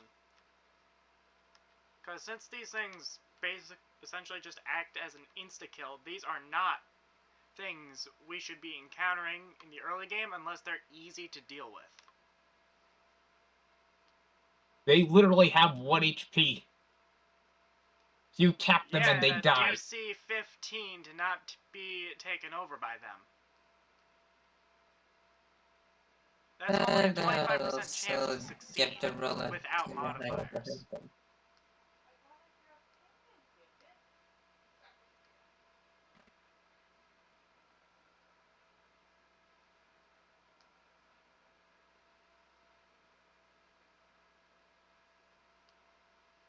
version. Yeah, okay. Okay. I think all right. Yeah, I'll just bump this version of these creatures down to DC 8. I know that's technically not a thing, but I'm making it one. Yeah, that's a lot more reasonable to deal with in the early game. Okay, so Standard Exuvium DC 8, and then I'll give the Enhanced Exuvium the DC 15.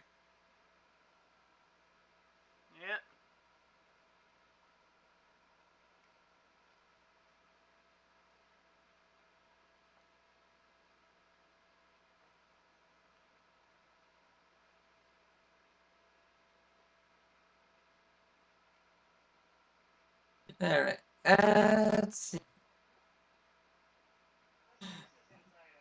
So what I'm going to do...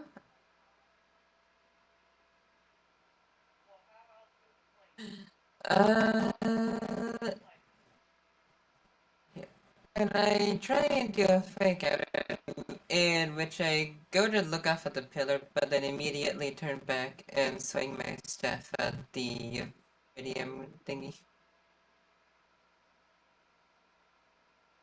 So what, you're gonna make it look like you're going towards Eleise and then attack this one? Yeah, I'm gonna make it look like I'm heading for the pillar and then just immediately go to swing at this thing.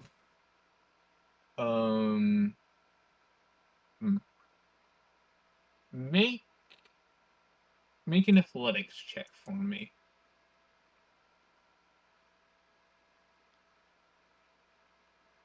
Okay, pretty sure athletics is something I'm very good at. You are good at it. You do have a +2 to athletics. On top of that, you have proficiency. Alright. So you get advantage to it.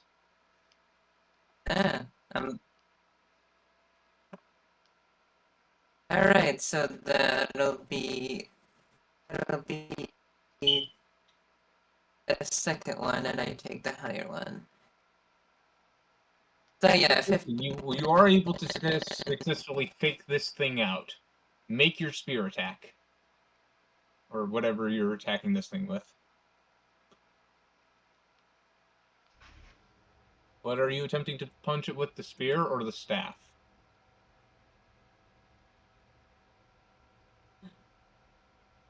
Actually, it doesn't matter. It's the same Yeah, it was. damage and hit decider anyway.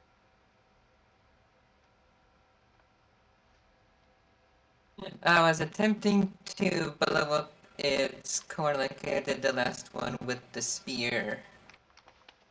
Alright, so that is... Roll 1d20 plus 2 to hit. You do hit this thing and it blows up and drops its ring. I'm guessing 1d6 for damage, or This do thing I has do 1 a health. If d20 you hit it, first it to dies. see what?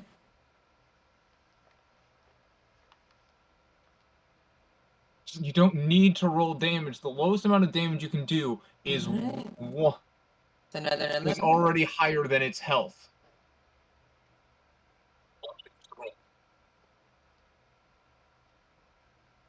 Ah.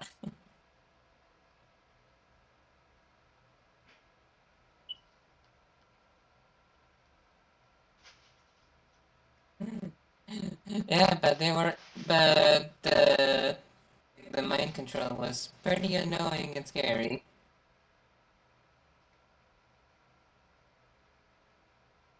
They cannot do anything other than mind control. I will have you know that. All they can do is just hide in people's shadows and mind control you. Uh, but yes, it's just mind control was kind of scary and somewhat annoying.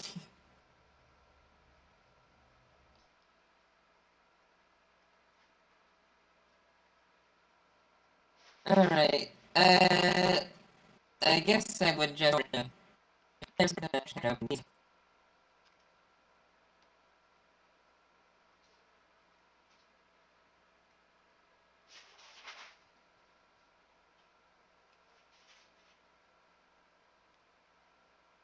What? You went static there on my end. Would you please repeat that? I was I was saying that I'm actually going to I'm gonna store the ring that I dropped for myself and actually go for the pillars to see if Elise is alright.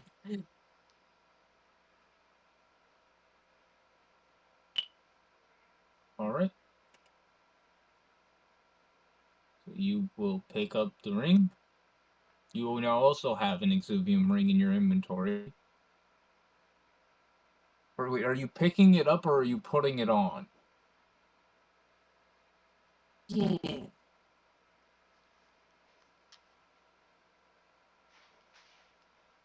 I'm just picking it up like I'm putting it away. Okay.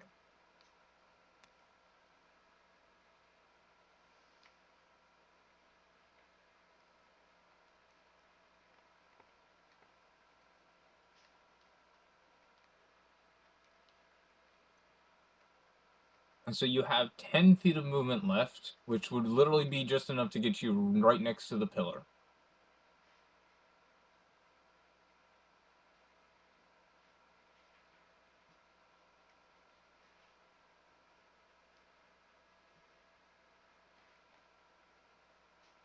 And with that, turn moves to Elise. Make a DC 8 Wisdom saving throw to see if you can revoke control of the creature. Alright. Not okay. So yeah, 5.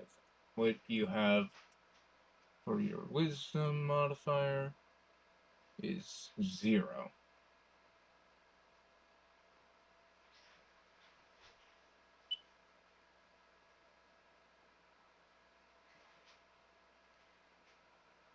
Let me see what yours. I'm sorry. I just need to do. Ba-da-ba.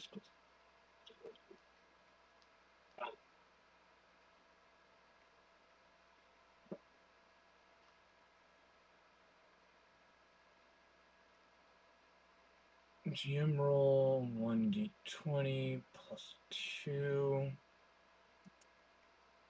1. So Elise is going to take a barehanded swing at you and miss.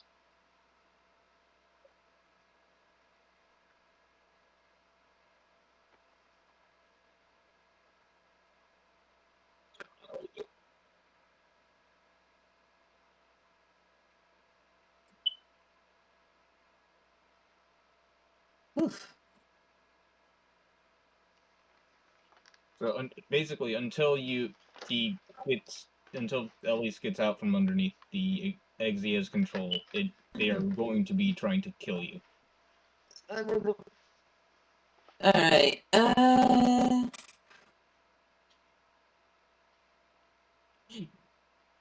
alright, so before I take my next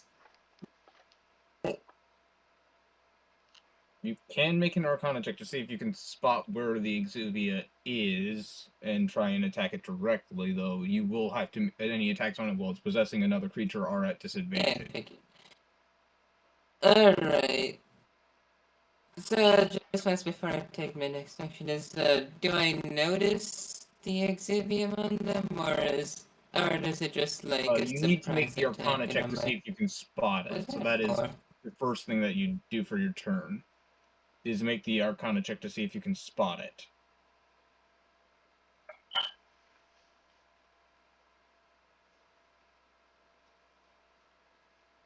So, 14. alright. Your Arcana is -1. So you are able to notice the Exuvia that's specific. So you can move around, if you can try and move around him, or try and move around Eleise, you may take a stab at it with disadvantage.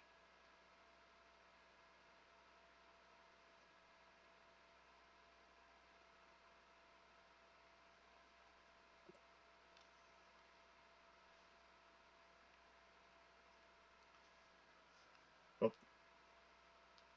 So you are able Isn't to that also a successfully... D20?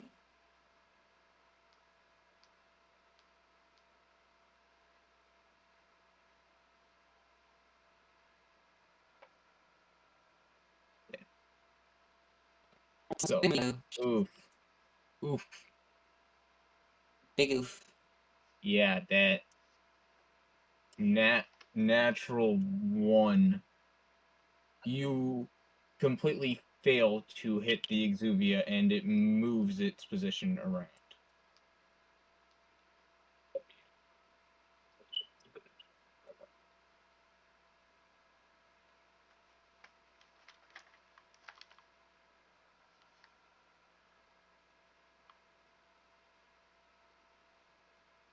And with that, we're back to Eleise. Try and see if you can shake the Exuvia's control.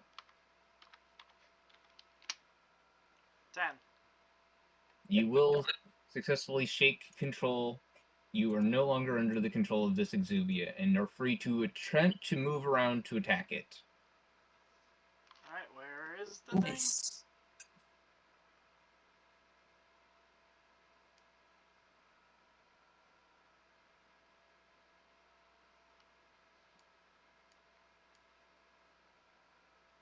It is right down here,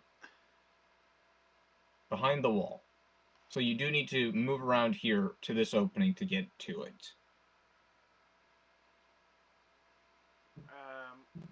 Move to where? So you can see when I draw lines, right? You're Yeah. going to need to make this movement.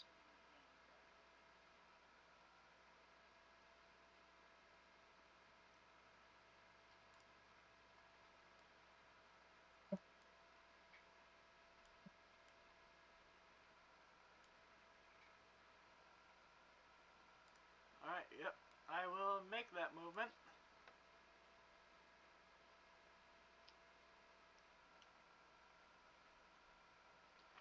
Then I will... And roll to attack it. I think the only attack you have right now is your unarmed strike, unless you want to use your bonus action to form one of your slime weapons. Yeah, I'll use my bonus action to form a great sword. And then I will smack it. Alright, I'm pretty sure you remember how your greatsword works. 10 plus... Wow, almost a Oh, nat 20. Yep. It is perished.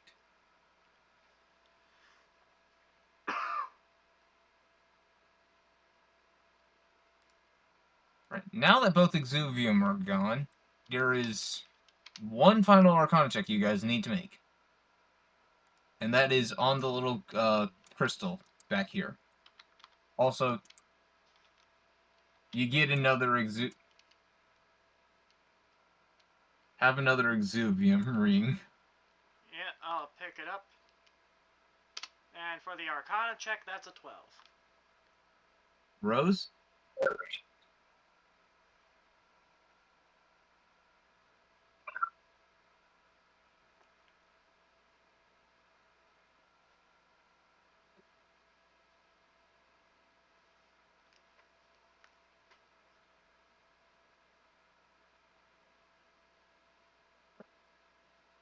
Rose, hello?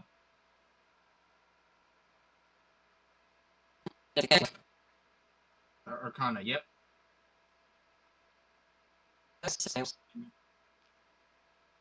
Oh, did you already throw one? There? Yeah, Okay. yeah, I went before Slayer. I didn't see that. All right, so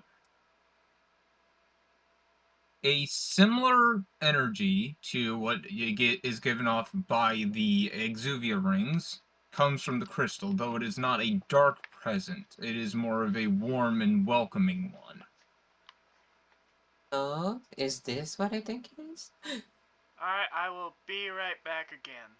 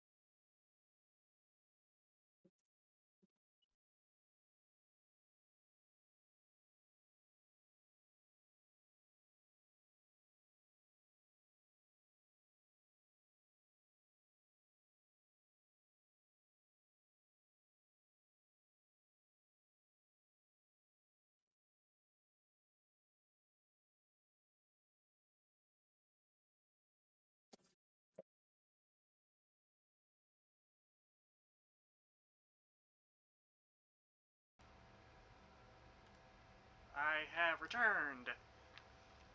Yay!